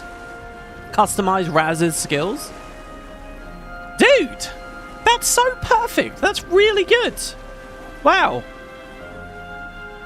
HYL, you're a genius. I wonder if Arenanet tried that. You know, let me put impossible odds on him if I want. Let me put, you know, a tablet on him. By the way, I'm going to suck at this. That's a huge boat, by the way. Is that the biggest gem store boat? That's insane. Oh, God, yeah. This is going to go badly. Flexing my boat on the pause. Yeah, this is a vanilla boat dyed orange. I really fell off with that stuff once EOD came out. I never bought... Like, I go for skins and stuff, but not gem store anymore. I don't try to collect all the mounts. Do you remember there was a time during Guild Wars Master we had nearly every mount in the game? Because we had all the unlocks. So if you use an automatic wardrobe unlock it would give you like a legendary mount. Do you remember we once like clicked 6 wardrobe unlockers and got like legendary mount, and by that I mean like a 2k mount. 2k mount, 2k mount, do you remember? That was insane. But I'm not like that anymore. I never bought fishing rod skins. I never bought skiff skins. I haven't bought any homestead skies. None of that stuff. HYL says I saw that idea on Reddit somewhere. Not my idea. Well, whoever said it is totally right, and you're right to regurgitate it. You know what? We're actually slightly gaining on these guys. Do you know what? I feel like I'm playing Croc, Legend of the Grobos right now. On that, like, river shit. Ah, come on. I can't actually remember what vehicle you're riding on that. They did a remaster of that recently. We were talking about it in Discord. Revenusual could really do something that breaks the Force Util paradigm. Unless that breaks Legend swap. What do you mean Force Util paradigm? I think they need to make it so that all of Razza's skills are affected by your secondary legendary instead of just one of them. Oh yeah, like the resonance thing. Yeah, I thought that looked a bit thin as well. I don't think that the Razza abilities look great. I think they look a bit low impact.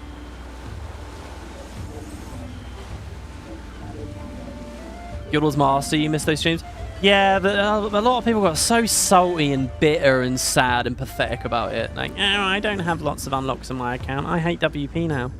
So I'd rather not invite that aggro into my life again. Not quite sure why I should care about such opinions, but I guess I do. Someone made a nice mock-up of the Rev Spec UI on Reddit. Wait, how do you mean a nice mock-up? You mean like a fan art of a different sort of UI? A croc let's play? I'm telling you that, JS, I would love to do one. Really.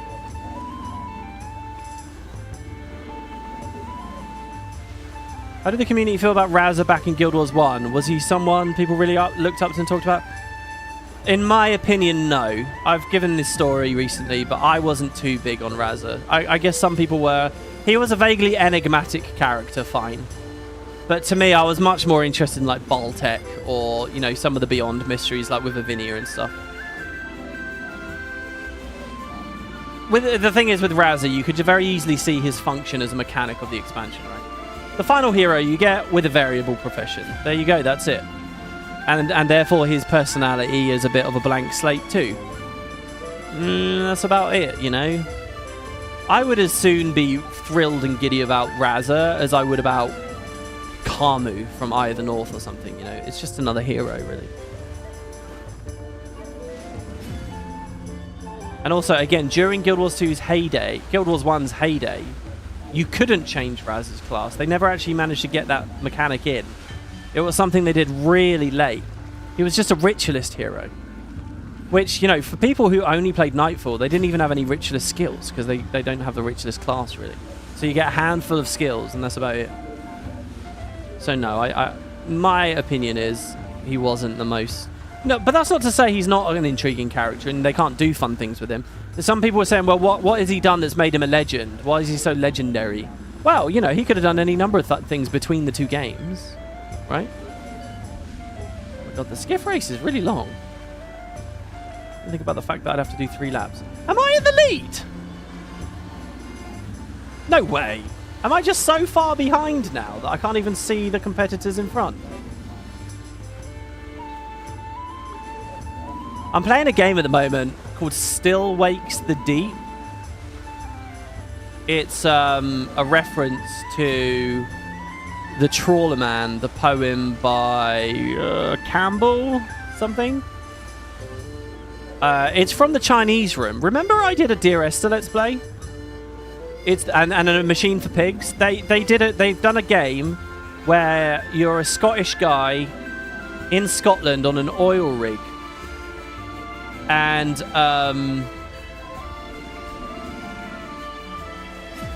why am I talking about this?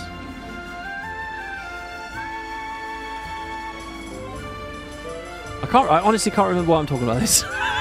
Anyway, that's a good game. Why did I mention that? Still Wakes the Thief is so good. Yeah, I mean, I'm in a crazy bit on it at the moment.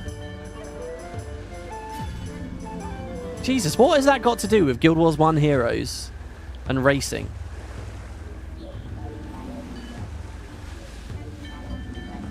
No, I'm not first. Look, people are ending it already. Someone's already won it, and someone else just came in second place. I really just couldn't see them. There's a guy tight up my arse there. There you go. Liz finished in 3rd place. And there we go. We get the annual. We get 1 billion. Oh, by the way, guys, I want advice. How the hell do I get enough festival tokens? Like I explained to you all, I did a lot of boss blitzes. Like a lot of boss blitzes. So many boss blitzes. And still, I only have 3k tokens. And what I need to do is I need to get something like I need like 10,000 a week. Oh shit, I didn't... Why would I want to go to Lion's Arch Arena? Oh, boat to Labyrinthine Cliffs, I get you. Let's see here. You feel that the animations for the elite specs this time around are generally less inspired? Open 1 billion trader crates? Oh, really? Oh, that reminds me, we've still got to do ecto gambling at some point. Oh, I'm gliding because fast load would have got me killed otherwise. There we go. Oh, speaking of boss blitz, it's actually up on this map. But here, look at this. If you want to do the week, this is just like with Dragon Bash. It's so expensive. 5k! And then 5k for a sun-grown one. Not to mention, like, if you're going to get the new minis, so like this year has the mini turtle and the Garenhof coon cat. This was 1,600 just to buy these two. to catch back up. So this first week's just been brutal. I assume that Arenanet have metrics of the average amount of tokens that players have, so they set the price at that level. So I'm just not doing something that the average player does. Is the average player gambling with those trader boxes? Used to be able to trade favors for tokens. Yeah, I was wondering if I have to do the arenas. Here you go. Kubir Cuman Philly says, this community really needs to learn the difference between animations and VFX particle effects. This expansion has 0 new combat animations. It's all pasted over from a 13-year-old vanilla Guild Wars 2 animations.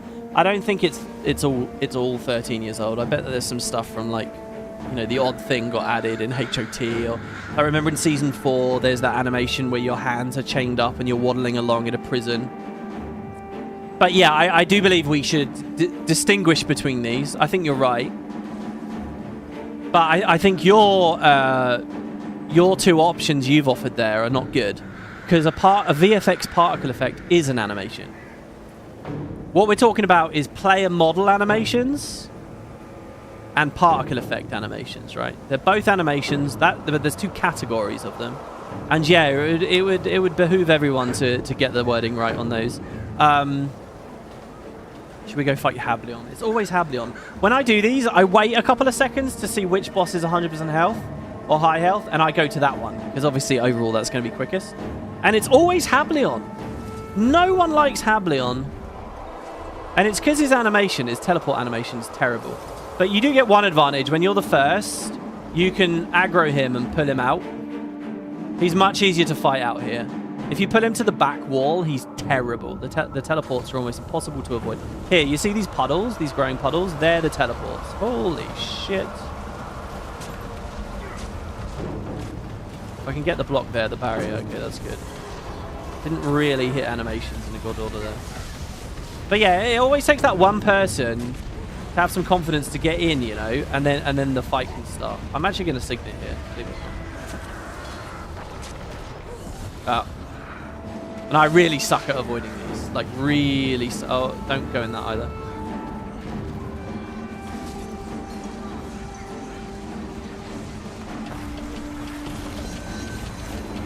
Another thing that might go weird with the Evoker, by the way, is it might be boring. It might be boring to have the same 5 skills over and over, or dipping back into the same 5 skills over and over and over. I actually think you guys had a really good point earlier that final trait does fit because it's about specializing into an element. You've convinced me, I think. I think you guys have convinced me that it is better. Oh my god, my ordering is awful. Like, how am I supposed to see the puddles here? Look at just the vomit of effects. This is with effect LOD off, by the way. I could clean this up by turning effect LOD on. Like, I believe visuals like this work when they're very rare, and it's a true novelty to be playing with 50 players or whatever. But the fact is, Guild Wars, for a lot of PvE players, this is a huge majority of what they do, and then it just becomes tedious and terrible. It's about finding that right balance, you know. But there you go, look, see, Hableon's the last one alive. So scared of teleports coming.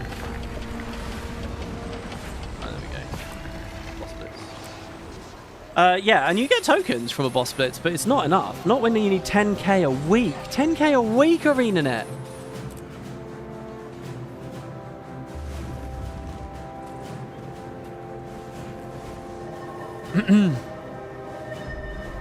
Don't worry, it isn't much better with effect LOD ticked. I believe it is, to be honest. I mostly play with it ticked. And I believe it is much better. My dream, by the way, you know, I've been saying when the 6000 series GPUs come out, I would love to do another like funding drive for a new PC. I would have had this one for about 6 years at that point. I would love to upgrade this PC one day, right? And on the next one, to actually be able to play Guild Wars with culling high and see it. See it without having dog shit frames. Like, look, I'm on lowest right now, and I'm only getting 50 frames. I'm on lowest. I'm not even standing near people and they're not doing anything. If I went high, it would explode my frames. I would really love to be able to play this game, and I'm not talking about a 4K or anything, at the same resolution, but get 60 FPS. Stream you guys 60 FPS with the culling up. As far as I can tell, it's very CPU bound, and I would need an X3D CPU or something. So I don't know. I don't know whether it will ever be possible, though, right? Like, for years I felt that way about Guild Wars 1, though, and then, you know, I blinked, and all of a sudden I went back, and I'm getting like 700 FPS in Guild Wars 1, so... Maybe one day. Spoiler, new PC won't do shit. Yeah, yeah. It's so much about the CPU, I think. I mean, getting a good performance late game Stellaris is a similar thing, so I kind of kill two birds with one stone with that. But Stellaris is so much worse. They keep ruining the performance. They keep making it actively worse. How bad is that? Too many shiny skins. They need an anti-script cull option. Yeah, look, I do believe that like back pieces shouldn't show on lowest. Like, why am I still seeing these people's back pieces? They shouldn't be on lowest. The thing is, I think that in 2013, Arenanet set up the culling settings, and they've never really gone back to it. And like weapon skins and stuff, I don't know, do they just use Pearl? But like this Virtuoso, I probably shouldn't be seeing his floating blades. They're all dragging it down, you know. Okay, no, that looks like a pretty generic weapon, so... But a pass on it might go a long way. How does Guild Wars 1 hold up nowadays for someone that's never played it? They actually put an update in where max FPS cannot go over like 90 in Guild Wars 1 now. Seriously, like a couple of weeks ago, a couple of months ago, they did that as an update. I think there might be a command line argument to tweak it. The reason is, apparently, there is something about the code of Guild Wars 1 where if you play at a high frame rate, it desyncs some logic with networking systems. Now, I know how fucking insane that sounds, but it desyncs it, causing you to rubber band and all this crazy shit happens. You know, when you see like, this might be what it is, when you see NPCs teleporting around, blinking around, so the SCW basically put in a patch very recently and said, okay, for Guild Wars 1, you don't get to go over 90 FPS or something now. You just can't, sorry. Because it breaks the game in this way. So yeah, there is actually quite a low limit on it now. Well, I say low.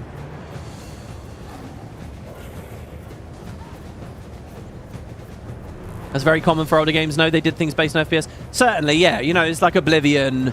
You walk in a room and all the carrots go flying out of the bowl and everything explodes because your FPS was too high. But that's usually like physics systems. When it comes to like networked games, that's pretty crazy, right? That the video rendering pipeline can actually have an effect on your interactions with the server. Dynamic culling for quality quantity of other models would be a dream. Yes, Bengaby in chat there. I realize I can pin messages. I would give you a love heart or something. Yes, Bengaby, you're absolutely right. Absolutely, there should be a checkbox here. Automatically scale, and then a drop box, and you pick your FPS. It says target FPS, 60, 120, 30, whatever. You pick your target FPS, and then these two grey out, and you don't manually do it anymore. And what it means is that when you go below 60 FPS, it automatically moves this down, and as you go over 60 FPS, it automatically raises it. That would be so good, because the thing is in this game, when you play dungeons or fractals, when there's just 5 people, and when you're in an instance, the performance is incredibly good, you know? It's not a monolith how much performance you get. It's all over the place. This is where I did my last graphics video. You know, you pop into Cordicus's Manor. Well, I was struggling to get 50 just now, right? And yeah, I'm streaming and all that. Out here, I've done a video where, yeah, look, I'm at 155 in here, right?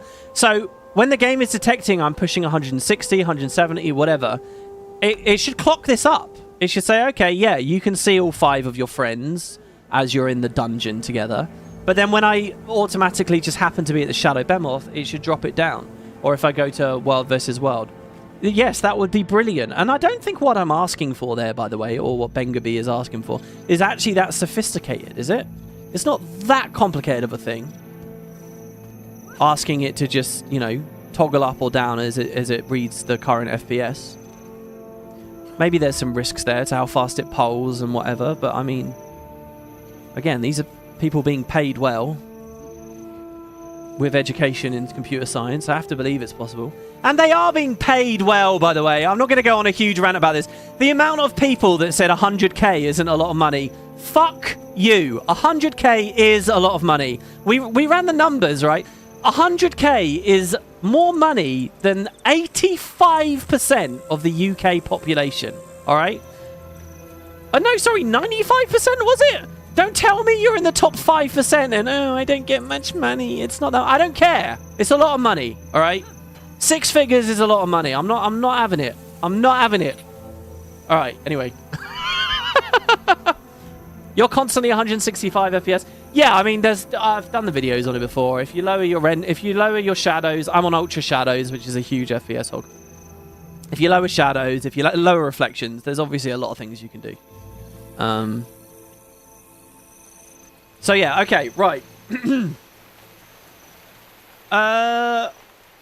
Should we do the next tier list?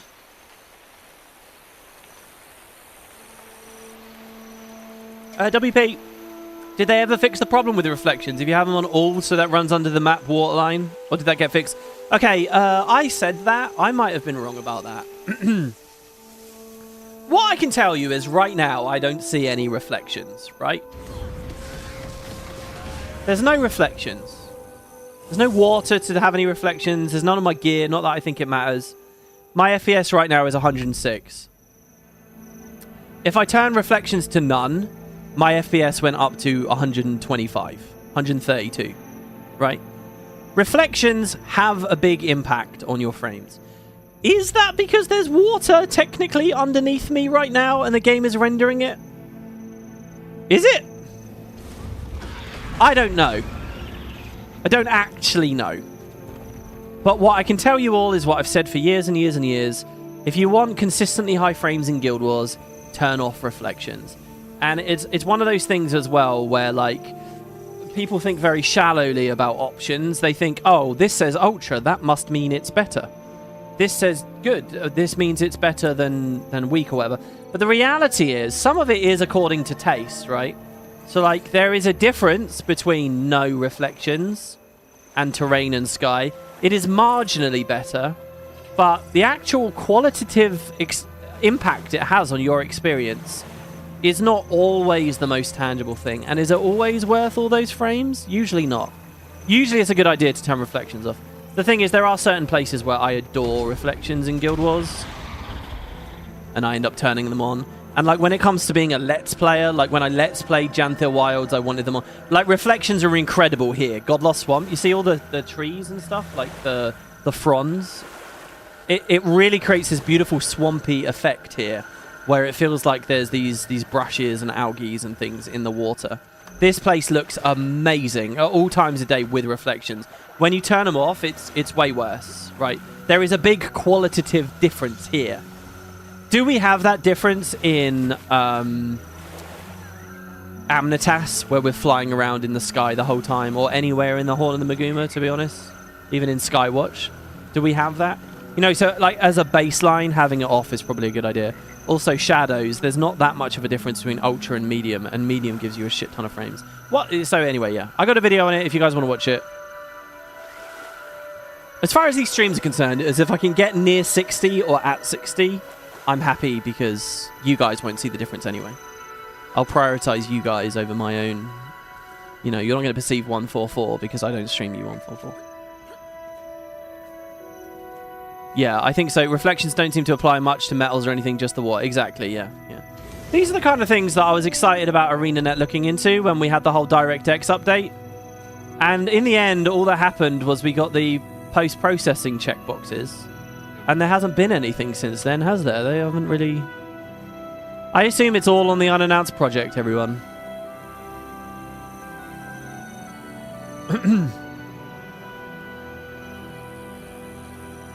It's all the unannounced project.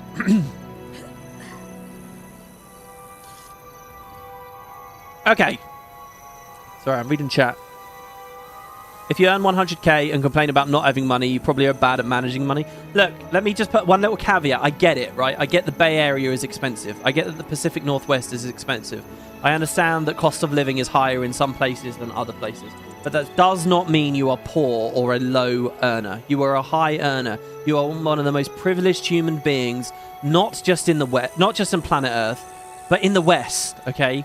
You are on a lot of money if you're on 6 figures.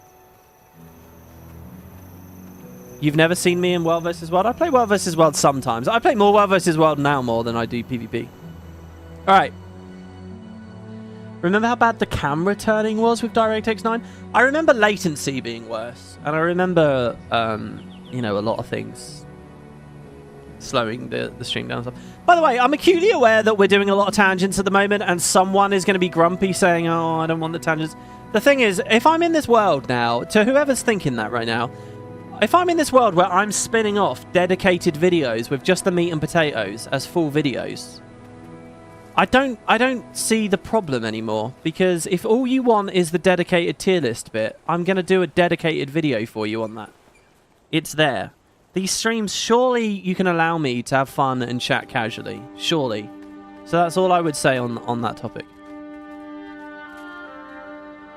You was about to say LMAO, 100k is not much, is baffling to you. Again, I don't want to go on and on about it, but I have been a bit frustrated the past few days because there have been quite a few people in my comments saying that. And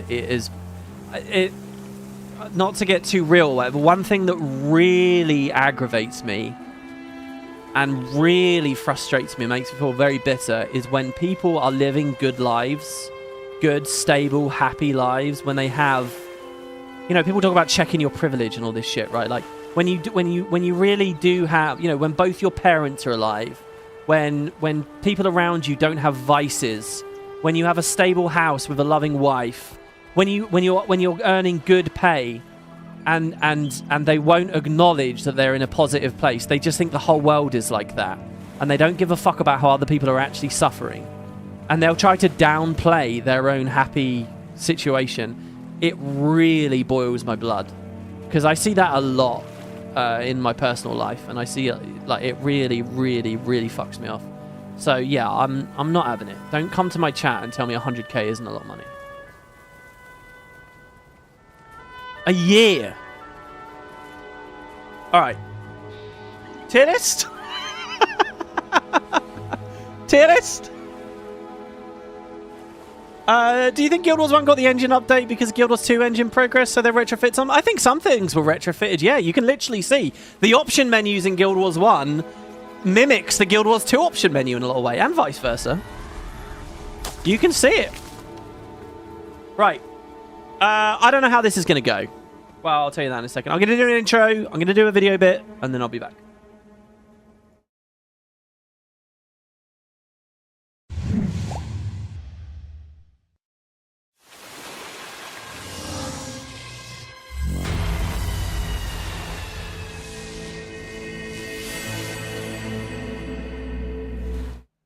Hello everybody, and welcome again to another video. So in the last one, you might have seen this earlier. I just did a tier list in which we ranked all of the new set, the Visions of Eternity Elite Specializations. This was the rating that we gave them all. I put Gale Shot at the top. I put Luminary at the bottom. There's some dodgy choices there. 5 minutes after putting these down, I immediately started questioning myself. But I thought it might be fun, okay? So there is a tier list on the website made by Mr. AOMDM. Good job to you, Mr. MRAODM. He credits the Guild Wars 2 wiki for the icons. He's plugged all the icons in, all of them, for every elite spec. Not the core specs too, but, you know, maybe that's excessive. So I thought it might be fun to rank them all and see where they all sit alongside one another. And this is a bit unfair because we haven't even played these new ones. So this is just a first impression. This is just for a bit of fun. I think the last time I did a tier list about Elite Specs was a while ago. It might have even been pre-EOD, maybe? So we'll see. We'll see where these go, and it might be a sort of a fun retrospective. I'm going to have to be careful with the commentary on this because we could talk for hours. I mean, honestly, hours and hours and hours. You could do an hour on every single thing. So I'll try to keep it light. I'll just hit you with the first things that spring to mind. This is in no particular order either. I'll just go through the order. It looks like we're starting with some warrior stuff. And we'll see what we got. Okay, so... and then what I think will be interesting is once we've done this, we'll see, you know, how often Heart of Thorns is high or low. POF is high or low. You know, we can maybe get a sense.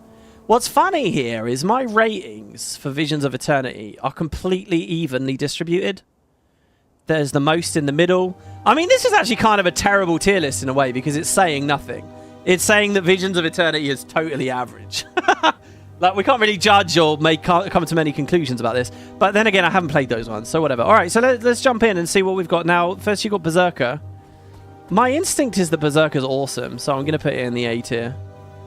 I think it was a really fun innovation, an improvement over existing Warrior, new types of bursts, new way to play with Adrenaline.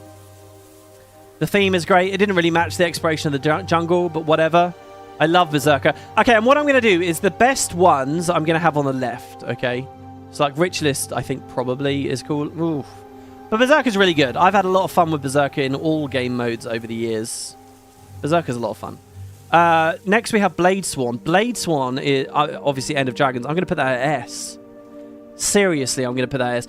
I don't like the name Blade Sworn because you're not Blade Sworn. It's bullets. It's gun saver. It's shooting. But man, what a spec this was. I know that we don't technically have weapons with specs anymore, but, you know, the pistol was great. The explosion skill tag was great with it. Flow was great. Building bullets was great.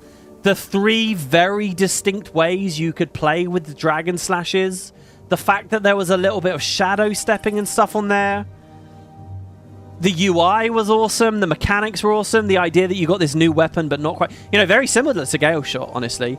Really, really powerful, well-made, top-tier elite specialization. All-time greatest.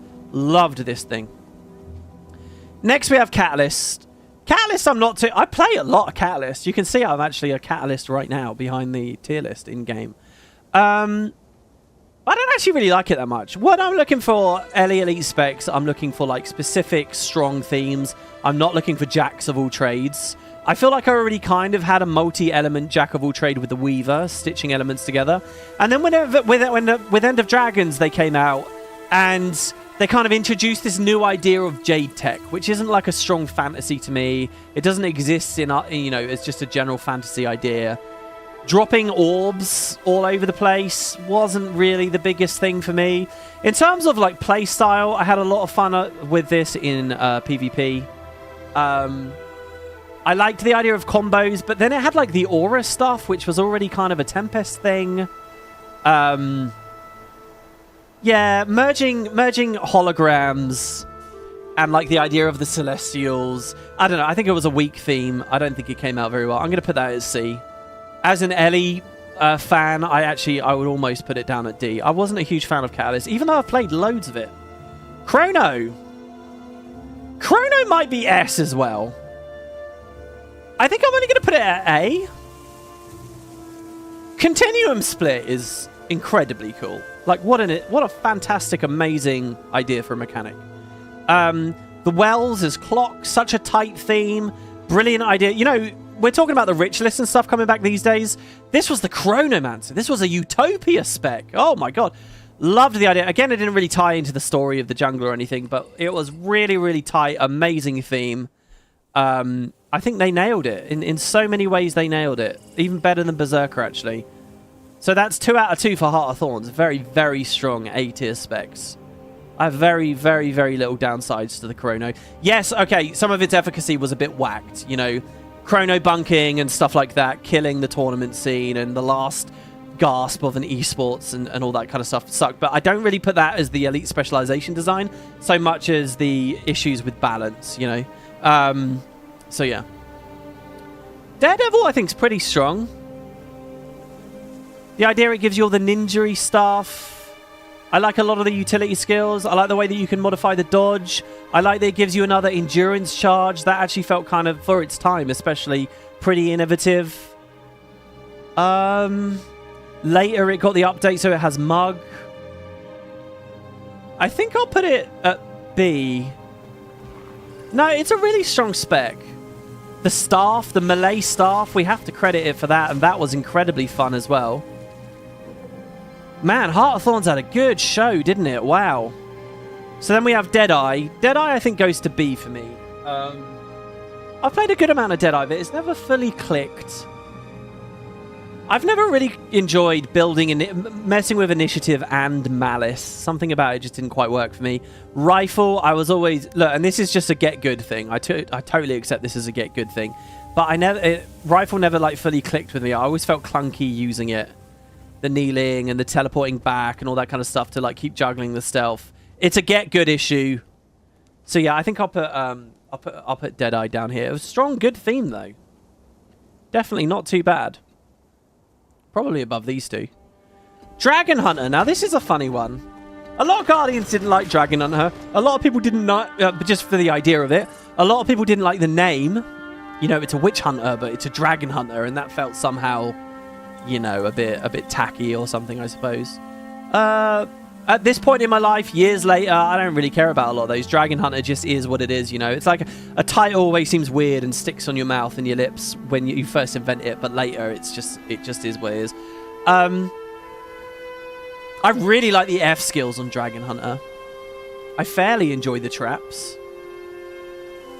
Longbow's okay. I kind of hate Longbow in PvP. No, I think it's all right. I'll give it... This is a solid B. I'll leave Dragon Hunter down here at B. Man, none of the Heart of Thorns ones are rating poorly right now, and that trend continues. Druid, I'll give A as well.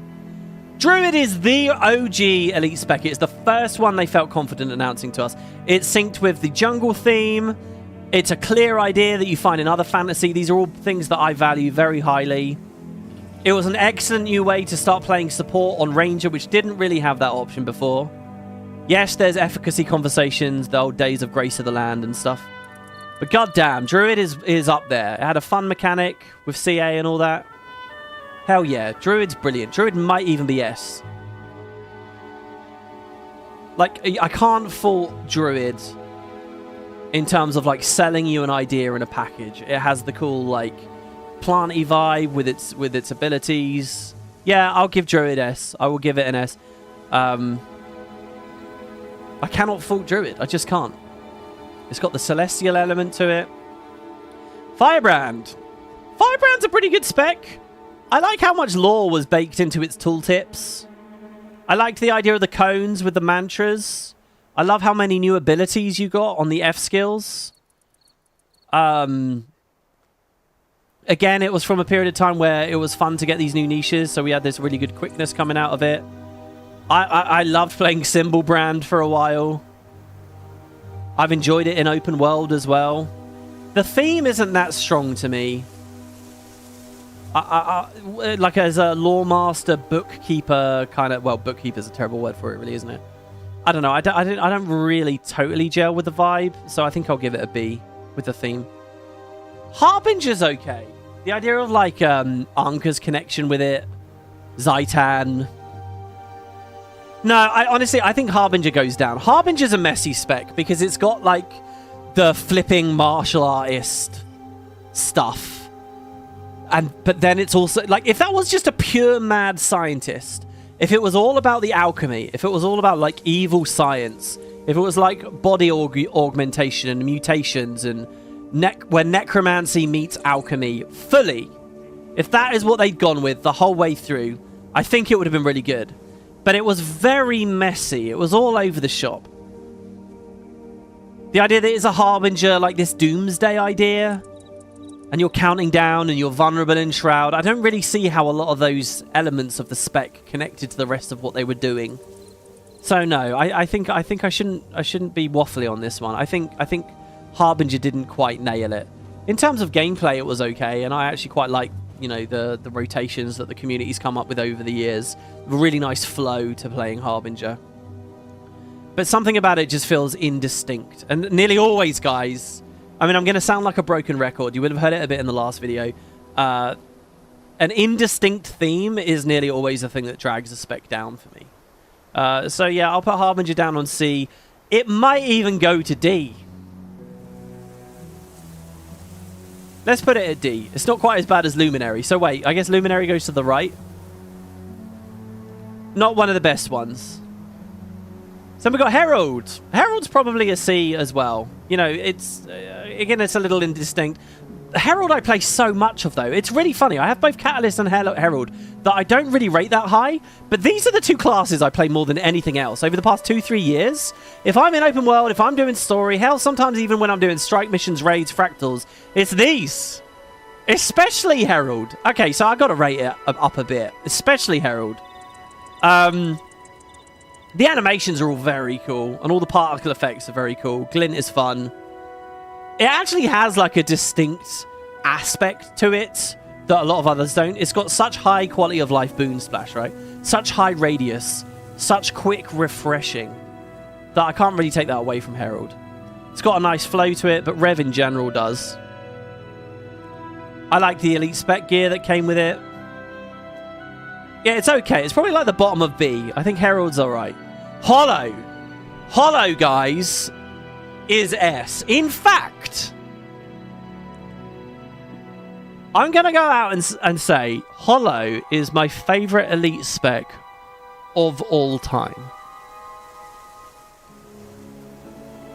Okay, don't get me wrong. Sword is not really that exciting, okay? And Sword was a part of Hollow. I'll give you that. But the Photon Forge, through like all metas and all balance and all the different varieties it's taken, you know, dodge rolling so your unevadable grenades nuke people, or any flavor of that over the years, Photon Forge has been so cool. You can augment it in such brilliant ways, leaning into overheating, hiding from the overheating. The skills feel snappy and powerful. The theme is epic. The animations are all really good. Prime Light Beam is one of my favorite elite skills in the entire game. So many of the utility skills on Hollow feel really good. God damn, I love Hollow. Excellent theme, S-tier theme, and an S-tier gameplay. I cannot fault Hollow. Hollow is so good. And it's exactly adaptable and changeable through its traits that in a way that I'd want all elite specs to be. Hollow is my favorite elite specialization that they ever made. Really. Next we have Mech. Mech I rate really high. So this is the first End of Dragons one that I rate really high. I think Mech's brilliant. Look, don't get me wrong. Mechanist is... the gameplay that comes from Mech can be pretty boring, right? I get it. It's like a zoo thing. You're standing there with a pet. It's pretty passive. Oh, I'm giving alacrity on a Mech. I'm just tapping F2 every now and then. Wow. Look, I get it. But in terms of giving a pet to another class, getting all that UI in there, getting all that groundwork done, I view it very similar to the Bladesworn, where it was like... these are both elements of EOD that really excelled to me, where it really looked like a lot of effort went into it. It felt like a high-budgeted, big expansion thing. It felt very new and very distinct to all the other Engineer Elite specializations. It sold a fantasy people wanted for ages. People wanted to be a Golomancer, right? They wanted that on their engineers. We got it as close as we can with Jade Tech. So yes, the gameplay may have come down a notch, and maybe that's why I rate Bladesworn higher. But this is like one of the greatest from the End of Dragons set. Seriously, I think they really, really put their work in with that, and I love Mechanist. I thought it was really good. Mirage. Oh, Mirage is tough. The Cloak is a fun innovation, and I like that they changed the dodge roll. It's gone through a lot of iterations. I think, as I love to zoo in RPGs, Infinite Horizon is really fun to me.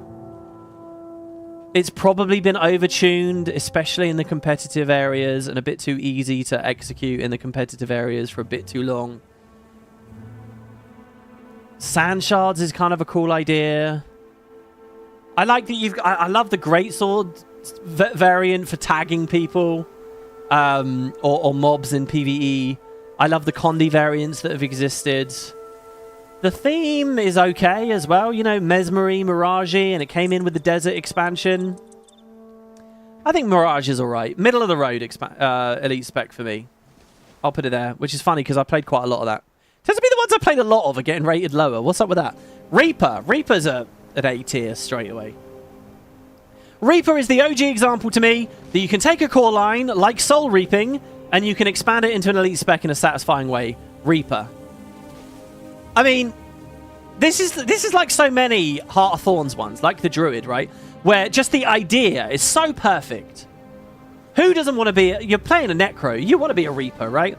The Frost, the old trait that Chill did damage was amazing. So you had like the Conduit applications, you had the power applications, the Greatsword was awesome, the Shouts were awesome, the Reaper Shroud is great.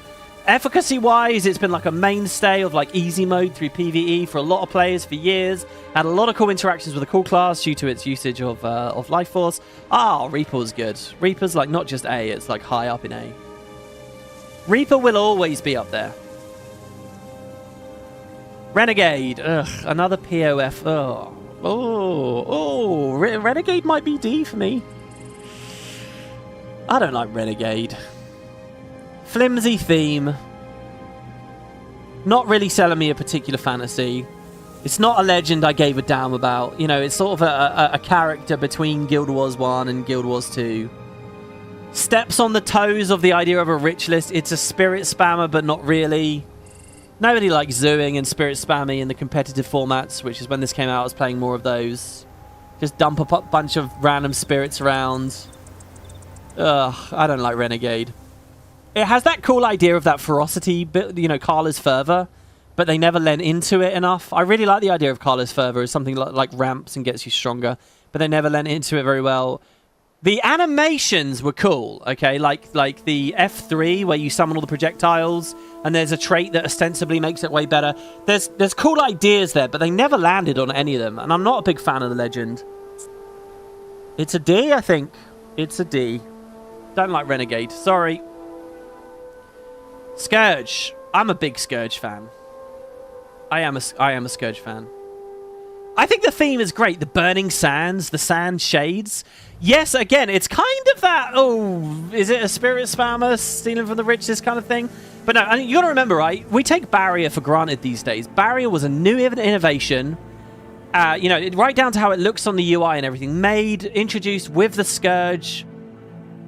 The burning sands, the Conduit areas of it. Yes, I think the idea, is it support? Is it damage? What is it? I think they weren't totally clear about how players would utilize it, but that's something you can criticize a lot of elite specs for.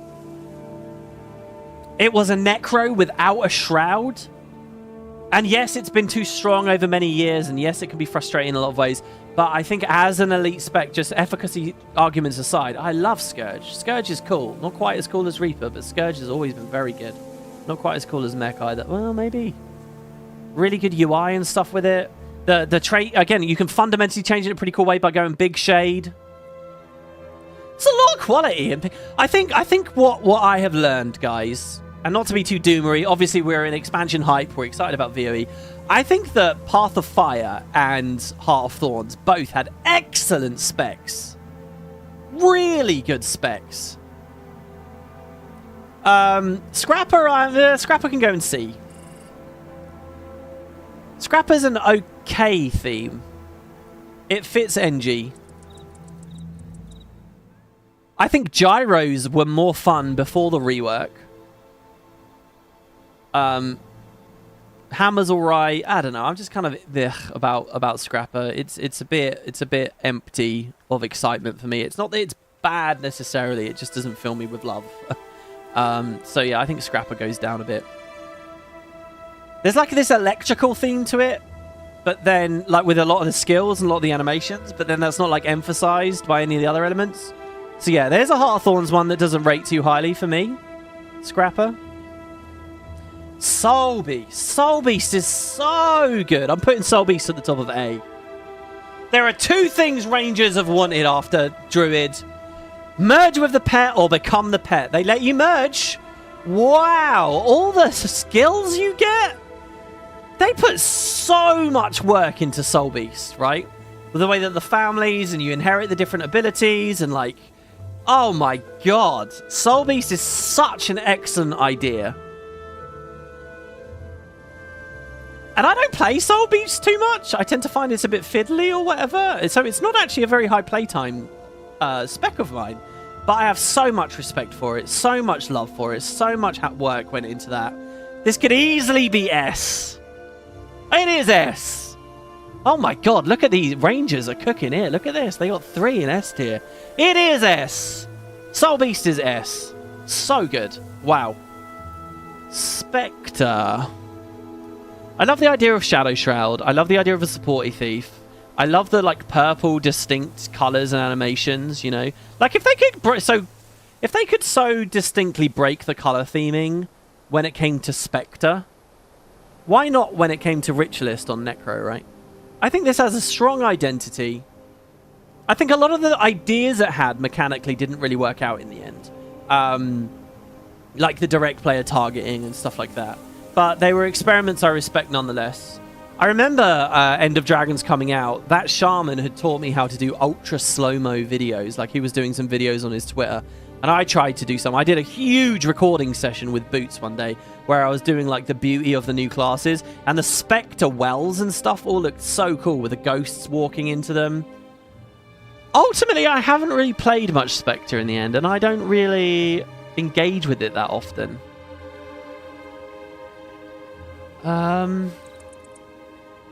It's a low B for me. I'm tempted to put it in C. And you know, that's a personal thing, but this whole tier list is a personal thing, all right? None of this is objective. None of this is a science or whatever. Spellbreaker. Spellbreaker is a good candidate for a B tier elite spec as well, I think. I actually love the gameplay of Spellbreaker. I think Full Counter is one of the most fun buttons Arenanet has ever invented. I've had a lot of fun playing Spellbreaker in PvP especially. I know that it was a huge detriment, you might say, to World vs. World and impossible to balance with Winds of Disenchantment. There's a lot of cool ideas there. The Disenchantment Warrior, all the Boon Rip and stuff in there. It's still my choice. As much as I love Berserker, this is still my choice for open world gameplay, which more and more tends to be what I end up playing when I'm on a warrior. I really like her. I really like Spellbreaker. I don't think it has as much mechanically going on. I don't think the theme is as good and so on as some of these warrior ones that I've rated higher up here. But it's a good solid spec. I like Spellbreaker. Tempest. Finally, we have an Ellie spec that I rate highly. I'll give Tempest an A. Who doesn't want to be a Storm Mage? For years, Tempest was held back in my estimation because they'd also made it the support, right? And I don't think it worked that well as a support. I wasn't really convinced by it as a support. But the idea of a Tempest with a Warhorn calling over the storms, bringing the storms. The overloads were a really fun mechanic. I remember the first time I saw like water overload. Really, really, really shocked me and got me excited.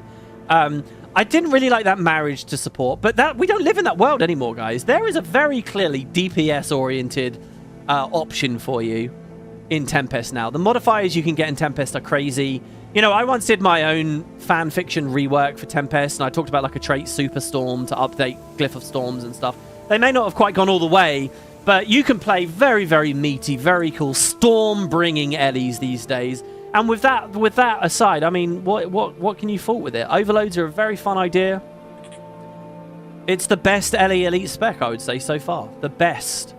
And what all I want from other Ellie specs is to do that. Take an idea of elementalism and push that instead of doing, you know, all the elements at once. You know, the new Evoker Elite may as well be a Weaver Elite, right? And feels very similar to, like, you know, what was the Catalyst Elite? Like, they're too blurry to me and indistinct. Tempest does not have that issue. Tempest was very, very, very cool. Oh, God, there's not many left. Also, we've basically filled up the beta here, so what I'm going to do is force myself to make some hard decisions now and shuffle things around, okay? So if I think something needs to drop, then we will drop it. So Untamed, I think, is C tier for me. The idea that you can customize the hammer skills is fun and novel and new and exactly the kind of thing that I respect about like what they did with, say, Bladespawn. But, I don't know, the idea of like the Bunny Thumper coming back from Guild Wars 1 or whatever, it's not that tight of an idea to me. Do I really feel like a wild wilderness man who's truly untamed and I'm unleashing and all this? Something about the APM and how spammy it is as well I've never quite enjoyed. The fact that you make your pets go all stinky and farty is not something that I've really, you know, like it doesn't captivate me really. And to go from Soul Beast to this was a bit of a disappointment. So yeah, usually I've quite enjoyed Ranger offerings, but for EOD, I'm not so convinced anymore. I remember being excited in pre-release about this one, but looking back, I don't know about Untamed. Not up there on my list. Wait, Harbinger? We already talked about Harbinger, didn't we? What have I confused here? Didn't we already talk all about Harbinger? Harbinger was...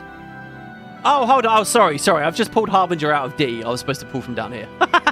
Yeah, I got really confused there. Okay, Vindicator. Oh, Vindicator. I wish EOD was satisfying me a little bit more here. Similar to Daredevil, I like the dodge augmentation stuff. But it's no longer... I can't credit it as highly anymore because Daredevil already did it, you know, half a decade before. I do have a Rev build and a cool, like, outfit that I really love doing death drops. The Legend as well, and the fact it's 2 Legends in 1, but you toggle it with the F3... I haven't quite... I don't really find that fun to play. St. Victor and Archimedes is such a great idea, though. So thematically, I do have to rate Vindicator. So maybe it deserves to be in B. If it deserves to be in B, what on this list does not deserve to be in B? What is not a B rating? Do you know what? I might pull... Do we swap Conduit and Vindicator? No, I think Conduit looks... We obviously haven't played Conduit yet, but I think it looks better. No, and I think the Spectre was better and more distinct and clear to me. I don't know. I think Vindicator goes to the top of C. Vindicator has its idea, has its place. In reality, I haven't played it that much in the end. There's something about it that doesn't fully capture me. Revs were looking for a greatsword for so many years as well. But unlike when Reaper got greatsword, this one, I don't know, the 5 has some cool ideas, you know, with all the little packets of mists exploding. Yeah, I don't know. C tier for that. Virtuoso, I think, is one of the best Mesmer ones. I'm actually going to put Virtuoso up in A. Look, I get it. It sucks that for HTCM and for Ceres LM or Embodiment of Sin, all the, I get it. Vert stacking sucks, right? Virtuoso is too strong. Arenanet have problems with Mesmer. A class with its own innate invulnerabilities through Distort, plus Portal, plus range, plus so much pressure. You know, like, there are issues, all right? But a blade-singing, blade-throwing Mesmer, the way that they changed the shatters there, I actually think Virtuoso was at its best before the Distort rework. But then they caved and they put Distort onto it, right?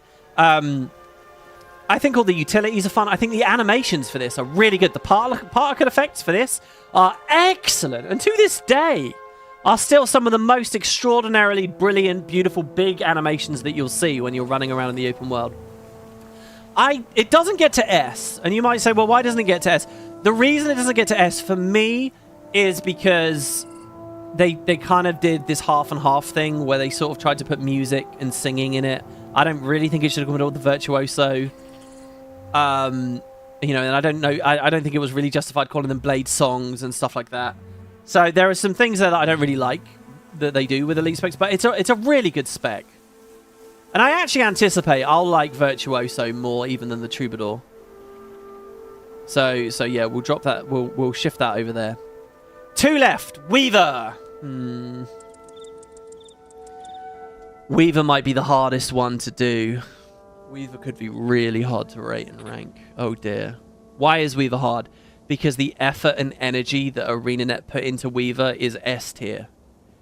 All those dual skills for all those weapons, all those element mixes, and they weren't like lazy, sloppy. Look at the particle effects in them, like the mud effects and the plasma effects, and like there's so much interesting stuff baked in there.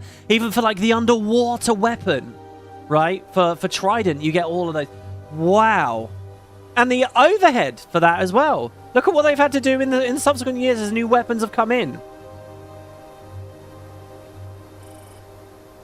And the raw idea of stitching elements together, I think, is really good.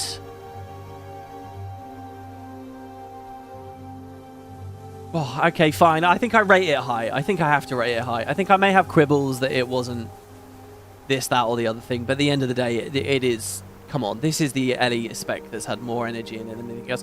In fact, is it better than Tempest? Honestly, in terms of quality, in terms of theme, I think it's way weaker than Tempest. But in terms of what the skills are, I think it's better. So it's really hard. Which one do I prefer? Skills or theme? Skills or theme? I don't know. I think it deserves to be an A tier. I don't think it's an S tier elite spec. But I think it deserves to be A. So if it's A, who doesn't deserve? Are we going to shift Troubadour down?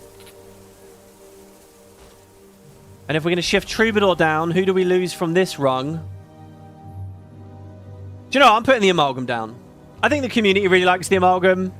I'm a little bit more meh on the Amalgam. Okay, so Troubadour goes to there. Weaver goes to there.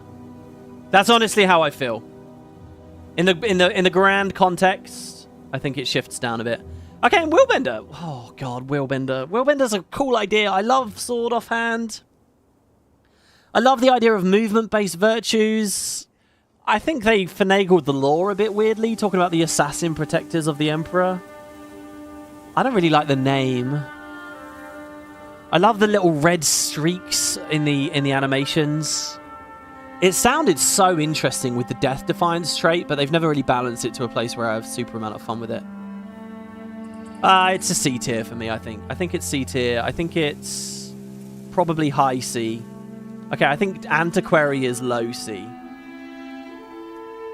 I think Evoker is definitely better than Catalyst. I'm quite happy with my C tier ratings. I like the way I've got these. I feel pretty confident about these. Renegade, Harbinger, Luminary at the bottom. Does someone else deserve to be at the bottom? No, well, look, we won't think too hard about this because it is just first impressions. It's just instinctual. There you go. All right, that's my tier list. Wow. Hollow at the very top, Luminary. And I haven't played Luminary. Tune in, guys, for the beta when it comes. I'll do a hands-on. We'll see what we think about Luminary. I could be totally wrong about Luminary. Overall, what do I think the trend is here? I think that POF and Heart of Thorns take a lot of the top spots. EOD is in there in a top spot, though, and Visions of Eternity. But I think when we look at the lower rungs, you can definitely see they're more recent. And maybe, you know, you would think recency bias would mean I rate those ones higher, wouldn't you? But we seem to have the reverse effect there. Is that justified? I don't know. Let me know what you think, guys, in the comments. I'd love to hear what your elite spec rankings are. And like I said, this is actually a published thing on the website right now. Again, from Mr. AOMDM. You guys can find this online. He's named his tiers a bit different. I just called them S, A, B, C, D. But you'll find that description, a link to that in the description. There's also a link to the Visions of Eternity purchase page. If you're going to look into that and you click that, that does help me out. So yeah, there you go, guys. I hope you've enjoyed the tier list. I don't do this stuff very much. We'll see how the videos go. Feel free to drop me your encouragements if you want to see more of this stuff. Because there are a bunch of tier lists we can still talk about, like open world maps and all kinds of things. Thank you, everybody. Hope you enjoy. Beta coming up very soon.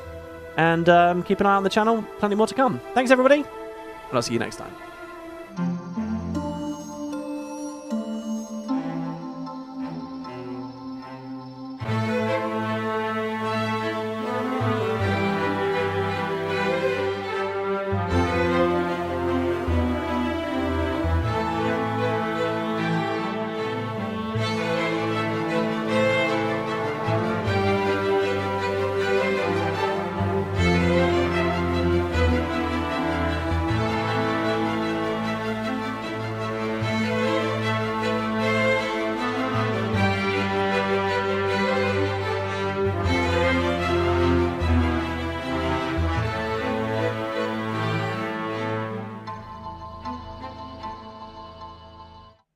Oh, we're dying. We're dying. We're dying. Oh my god, well, I'm glad that happened at the end of the episode. Oh, it's because the escorts come... Oh no, the defense has come through. Alright, hello everyone. Everything should be in D, especially whatever spec you like. What, me as in WP? What? What do you mean everything should be in D? Come on. Nostalgia is greater than recency bias. That might be it, actually, Lotus, yeah. No, I don't want to hear that. I don't want to hear that I'm inobjective. Everything I say is fact. And there's no. I've accounted for all nostalgia and all potential biases. No, it's probably that, yeah. Well, is it nostalgia? Because I still play a lot of these things. WP can't outrun a centaur. Yeah, what do you guys think? Okay, Fico Haker says Untamed is S tier. Untamed is S. What is S tier to you about Untamed? Just the gameplay? Just the act of running around? Just the people who are saying Bladesworn is a hard D. I can understand people rating Bladesworn down because Bladesworn, like, in terms of actual application, it can feel very clunky. It can feel bad to miss your mega hit or it doesn't crit or whatever. However, I remember progging HTCM where Bladeswarns were eating, you know, and the best way to do HTCM was to stack Bladeswarns. And these guys were really good at the game, and it was not easy to do what they were doing. And they were fucking smashing Su-1. They were phasing so quick with these epic dragon slashes. Oh, it was cool. What are my camera settings? I tend to rein the FOV in. I'm very much of the opinion that lower FOVs are better, especially for content creation. So my FOV is like basically near default, maybe one notch below default. I always keep the FOV in. And if I was doing, you know, Elite Spec showcases on behalf of the studio, I'd fucking put the FOV in on those as well. Yeah, it isn't really nostalgia. I kind of agree. POF and Elite Specs were probably the best. Feels like they had time to get the theming right. I mean, by the way, some people will criticize and say, oh, it's because they don't have the talent that they used to or something. It's also just that the good ideas have been taken, right? I mean, I can acknowledge that that's a part of it. They've already done Druid, right? They naturally, when Heart of Thorns came out, they did the best ideas that they have. Weaver wins the Disparity Award. Insane on paper and really cool idea, but it's just not satisfying to play and doesn't bring you back for learning it. I think the thing that knocked Weaver down for me is like the whole bruiser, frontline bruiser element. It doesn't feel... There's too little range and radius and QOL on the sword skills for it really to feel like that bruiser for me. Not that there's not QO on sword. Sword is insanely defensive for free, right? You got water 2, sword 2, you got all these blasts and leaps. Sword's fucking epic, don't get me wrong. But for running around in open world, I'd much rather have this big meaty hammer with all these orbiting fucking things. It's just more brain dead and easier, right? So there's maybe something in that. Maybe. I don't know. It's so funny to me, you're very down on Evoker as an enemy main, but hyped for Gale Shot. Because Muckluck says is hyped for Evoker and down on Gale Shot. Yeah, I find it's interesting that I have a lot of the classes I play a lot of. I'm not actually, I don't rate them that high. Because, but I think what it is, guys, is how it ends up in the game mechanics and the efficacy and the traits and stuff is quite disconnected to what is just an exciting idea, I think, right? Like, they're not the same thing at all. Troubadour could come out and be dog shit in everything in terms of application, but as long as the animations and the visuals and all that stuff was on point, I would still say it's a really good idea for an Elite Spec. And there's someone out there that wants to feel like that kind of character, and now they have an avenue for it, you know? Base WP putting Bladesworn and Soul Beast on S. I mean, look, I just think that you can see the quality and the energy and the effort that went into those. Soul Beast especially. Did I put Soul Beast ahead? I fucking should have. Oh, I didn't, I guess. Soul Beast is... Oh, really? So easy to forget, right? But think about all the things that happened when you merge. And all the background that they had to do with that. Should redo the VOE tier list after the beta? Oh, I don't know about that. That might be tier list spam. We'll see how we feel. I'm going to produce these 2 videos. One I'll put up tomorrow. The other one I'll put up the day after. And we'll see whether people are sick of them or whatever. We'll see how we feel.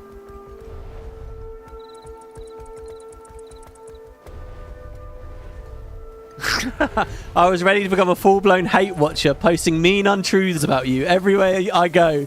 If you had rated Hollowsmith low. But seeing how it's S tier, I'll have to reinvent my next identity. Oh yeah, Hollow's great, man. I love Hollow. Back in the days when Bladesworn can drag and slash into an enemy castle and Mob vs. Wild. Oh, I missed that. I didn't know that was doable. I didn't know that was a thing. Oh, hey Xavier, dude, it's good to see you. You used to know this game. Everything you said is Greek to me now. Oh, did you watch the whole tier list bit? Really? Oh, yeah. I mean, in a way, that's exciting, though. That means you can get in there and play. Me and Kerry are getting ready for our next Baldur's Gate playthrough, and there's all these new subclasses, and I'm like, what? What is this? What? Very brave of Arenanet to make the thieves a meme build. Yeah, I mean... So it was... I think I've got Antiquary too high on that. I think Antiquary is D. I think that should have been shifted down. In the full context, I think I'm too forgiving on that. Antiquary, and it's got cards, and it's half a gambler, and there's a fucking script on it. It probably goes Luminary, then Antiquary, actually. In all honesty, it probably goes that. Yeah, I want to hear from this guy that said Untamed is S. What is S about Untamed? I've never really hated any of them. I thought they're different and interesting, and I'm happy to see a fourth set. I mean, yeah, I mean, look, I mean... If you caught me idly, casually chatting about the game, I would never say I hate them. That's the thing. The guy that originally made this tier list, he's got the lowest tiers saying, oh, I hate it. I hate it. It's like, come on, man. It's just a video game. I do get it. It's just a video game, but, you know, we're making content about it. You think you need a 2-week online course just to log in and not have everyone think you're a first-time player? You know what's funny, Xavier? I have a very distinct memory of you. Because remember when this game was coming out? Me and Mike were like eating all the details, and you were much more like mature about it basically, and you were like, yeah, I'll play it when it comes out, and that was it. You were already like, you had a more stable relationship with it, right?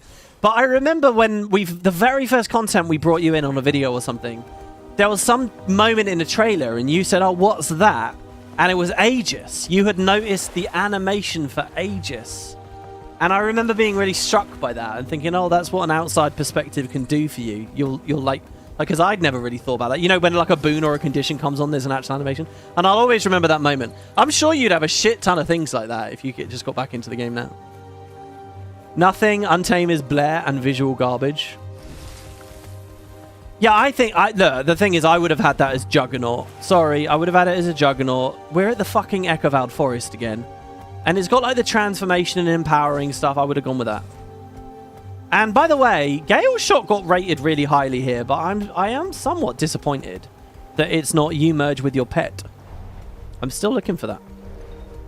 I think the reason Gale Shot is a big winner for a lot of people is just because, you know, a lot of us like to do damage, right? You like to imagine something that makes you feel strong or, you know. And the Cyclone Bow just does that, right? It's very clear, very simple. And that's one of the reasons why the Antiquary with all the script stuff doesn't feel that way. You could poll 100,000 Thief players 3 weeks ago, and not a single one would have said, do you know what I really want? I want to create a holographic dancing script. Not a single one would have said that. It's on no one's wish list. So it's kind of funny to put it in there eventually, but, you know, you can only expect the enthusiasm to go so far. Gale Shot is just better Blade Sworn. Yeah, in terms of the fact that it compromises less on your weapon swapping, right? I mean, I'm open to the fact, by the way, that Gale Shot might not feel that good in the end. It could feel really boring. Like, to be honest, guys, getting out my longbow on a ranger doesn't feel that fun a lot of the time. Oh, pew, pew, pew, barrage. Okay. Right, like, that's it. That's the whole story. Gale Shot might end up feeling similar. But what really sells it to me is that trait with the bonus projectile thing. I fucking love the look of that trait. I know that Kerry used to be a big Ellie player, and then she swapped to... No, she used to be a big Ranger player. She swapped to Ellie. She's been so let down by Ellie for so many years. She's going back now. She's going back to Ranger because of Gale Shot. And I can't blame her at all. I think I feel very similar in a lot of ways. But, I mean, I've always multi-classed, so... Well, except maybe the first 4 months or so. Well, even then, I'd played my Mesmer. I started on Mesmer. I think Untamed is liked because it feels a bit like a warrior burst on a ranger. While it gives you more control of pet skills at the same time than normal. Yeah, I get it. I get that. Yeah, that's fair. You mostly agree with my tier list outside from the Amalgam placement. To me, both the theme and the skills look sick. I would have easily put in A, even S, if it feels good to play. Yeah, that's totally fair. I think a lot of people loved the Amalgam, and I'm just sort of middle of the road with it. It ended up at the bottom of C, which is probably quite unfair. Yeah, how did Evoker sneak ahead of Amalgam? How did that happen? I think Vindicator should be lower than I've rated it. I would probably shuffle this here. Let me get the tab open. I would probably do that. That.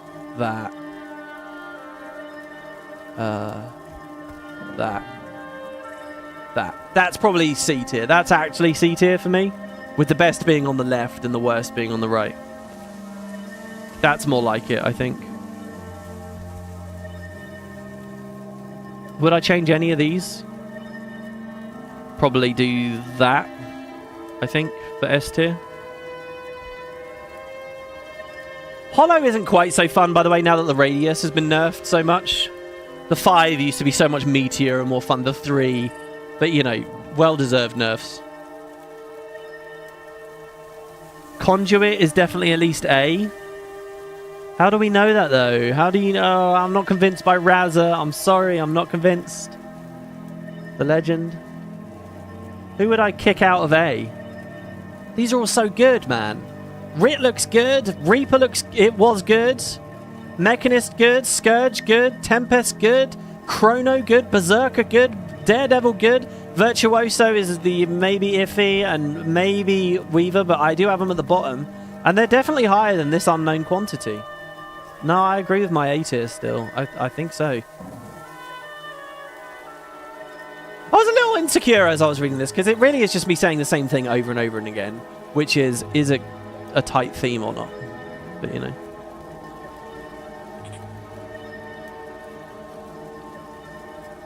You need to make a new character with a slime-themed name for Amalgam. Yeah, and get the Juggernaut. It'll be really cool. Yeah, definitely. Does this tier list take into account theming, or is it purely mechanics? It's almost entirely theming, to be honest. No, it's theming and mechanics. It's not balance. That's what it is. I think it's theming top, mechanics second, balance not a big thing. What makes me put Gale shot in S? I mean, okay, look, the thing is, when we're getting questions about things that literally already is in the commentary, I've already said it. I said it in the video, so I guess I'll just put the video up at some point, and we'll see. Okay, guys. Oh, Skylight up there says totally unfair WP. Which bit? Which bit? Come on, let's hear it. Guys, I think I'm pretty much done. That's 3 hours. But can I just say, this is pretty lazy, but it's pretty amazing, right? I can do a 3-hour stream and get 2 YouTube videos out of it. I mean, wow. Is this how to do this job? You know, this is funny, right? Queensdale's so much higher quality than everywhere else. Nearly everywhere else you find this asset, you fall through this because it has no collision. But no, they nail it in Queensdale. Queensdale has so many good details. If you're standing at Queensdale when night falls, I don't know where the day-night cycle is right now, but if you're literally standing at the graveyard, you get a bunch of cool effects like mist descends and shit that you won't see if you load in later.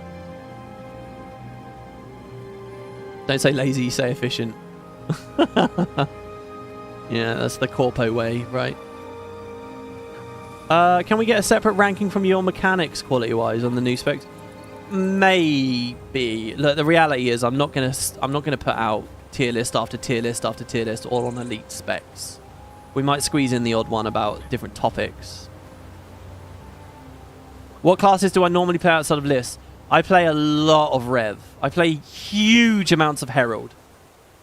I play fucking crazy amounts of Herald. I play quite a lot of Mesmer. I mean, what do you mean? Recently? In the past 2 years? That's what I would say.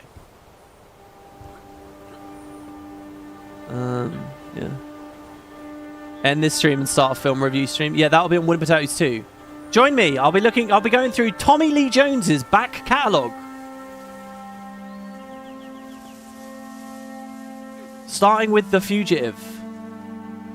No, The Fugitive is a good movie, really. Okay, so like one of the things, if you've kind of been getting burned by big blockbuster Marvel sort of movies, too much magic, too much incoherence, just fun action for the sake of it, check out The Fugitive. What The Fugitive's really good at is logistics. and U.S. Marshals to an extent as well. It doesn't pull any punches in. These guys have to communicate with each other a lot. He has to tell members of his team to go places and do things, and it's not always meaningful to the plot, but it's like, this is how it would actually work. And there's a lot of very good details. There's a lot of thought, If you watch a movie like Matt Damon in The Martian, and you like specific thought about how things are executed, you like thinking about detail, The Fugitive is very good for that. Also, you'll recognize a really good Simpsons joke when Milhouse is pushed off of a dam. You'll realize what they're referencing. I don't care. If you watch that. So that's one of the things I found quite refreshing about it, because a lot of new movies don't give me that, but that movie really did. Watched it about 2 weeks ago. What about just a general question based on what you saw? Thoughts on the best seeming quality of it? What quality of what? What? A Spec or the batch or what? I think Gale Shot looks best. I don't know. Herald is S in terms of how it feels to play. See, I disagree slightly, because I think it's a little bit tedious, double tapping every facet or whatever, Kind of. And the balance of managing your energy, it doesn't really capture what it was like to have bonds in GW1 and stuff. But they're very different RPGs, so maybe we can't fault it for that. You mostly remember Tommy Lee Jones for No Country for Old Men? I mean, No Country is one of the best movies ever made, of course. It's the Coen brothers' best movie. Very close to The Big Lebowski. I'll tell you guys a story, right? I tried to get my mum to watch No Country about 2 years ago. And, the end of No Country, I haven't read the novel, right? But the end of No Country is that final conversation with Tommy Lee Jones, talking about the dream he had of his dad and how he felt comforted. But the last line of the movie is, "And then I woke up." And it's a gut-wrenching, powerful, sad moment where, that's a bleak movie. That's an excellent movie. We want to talk about subversion of expectation. That's a movie that makes you think you're watching it. The first 3/4 of that movie, you think you're watching a bog-standard action film, and then you realize, no, you're not. And it's so sad. And Tommy's reflection on it at the end, it all comes down to that last line. It's just a slow pan into his face during a contemplative monologue, and there's that line at the very end, "And then I woke up," and they cut to black and the credits roll, and it is one of the best endings to a film you will ever see, and it all comes down to that. An excellent example of an understated ending. I got my mum to watch that, and I'm a huge fan of that movie. It really is one of the best films ever made, and we're in the scene, and someone else bursts in the room in that scene, and they just start having a conversation, just chatting away, and she misses the whole thing. I was livid. I was fucking furious. And it's not like you can rewind it and go, yeah, it's over. It's ruined. Oh my God. 2 years ago that happened, and I'm still pissed off. Ah. God damn it. So go watch that in silence without any interruptions as well. That's a great movie too. Oh my God. All right. That's it, guys. Thanks very much for watching. I love you all. Thank you. If we had any members today, we got $2 from this stream. Thank you for that. Oh, no, to be fair, actually, I had a donation as Iris, $4.99. Thank you very much. John Sellers with 20 gift memberships. I know, free up your membership. Dude, I love that. I love that you've got that gold spud there. 40 months. Thank you. Listen, guys, if you want to support me in any way, please feel free. Drop a membership on YouTube or go to Patreon. Click that link for Visions of Eternity. I would not be here without you guys funding it. Seriously. You know, if you enjoy it, you want to see me around for much longer, as long as we can, please do consider that. Thank you, everybody. I hope you enjoy it. I'll see you on the video releases of these tier lists over the weekend. And have a good one, everybody. Ta-ta for now. See you next time, guys. Yeah, I missed John's donut. I got it there. Thank you, everybody. Bye-bye. I will throw you on to Mr. Modius's outro here.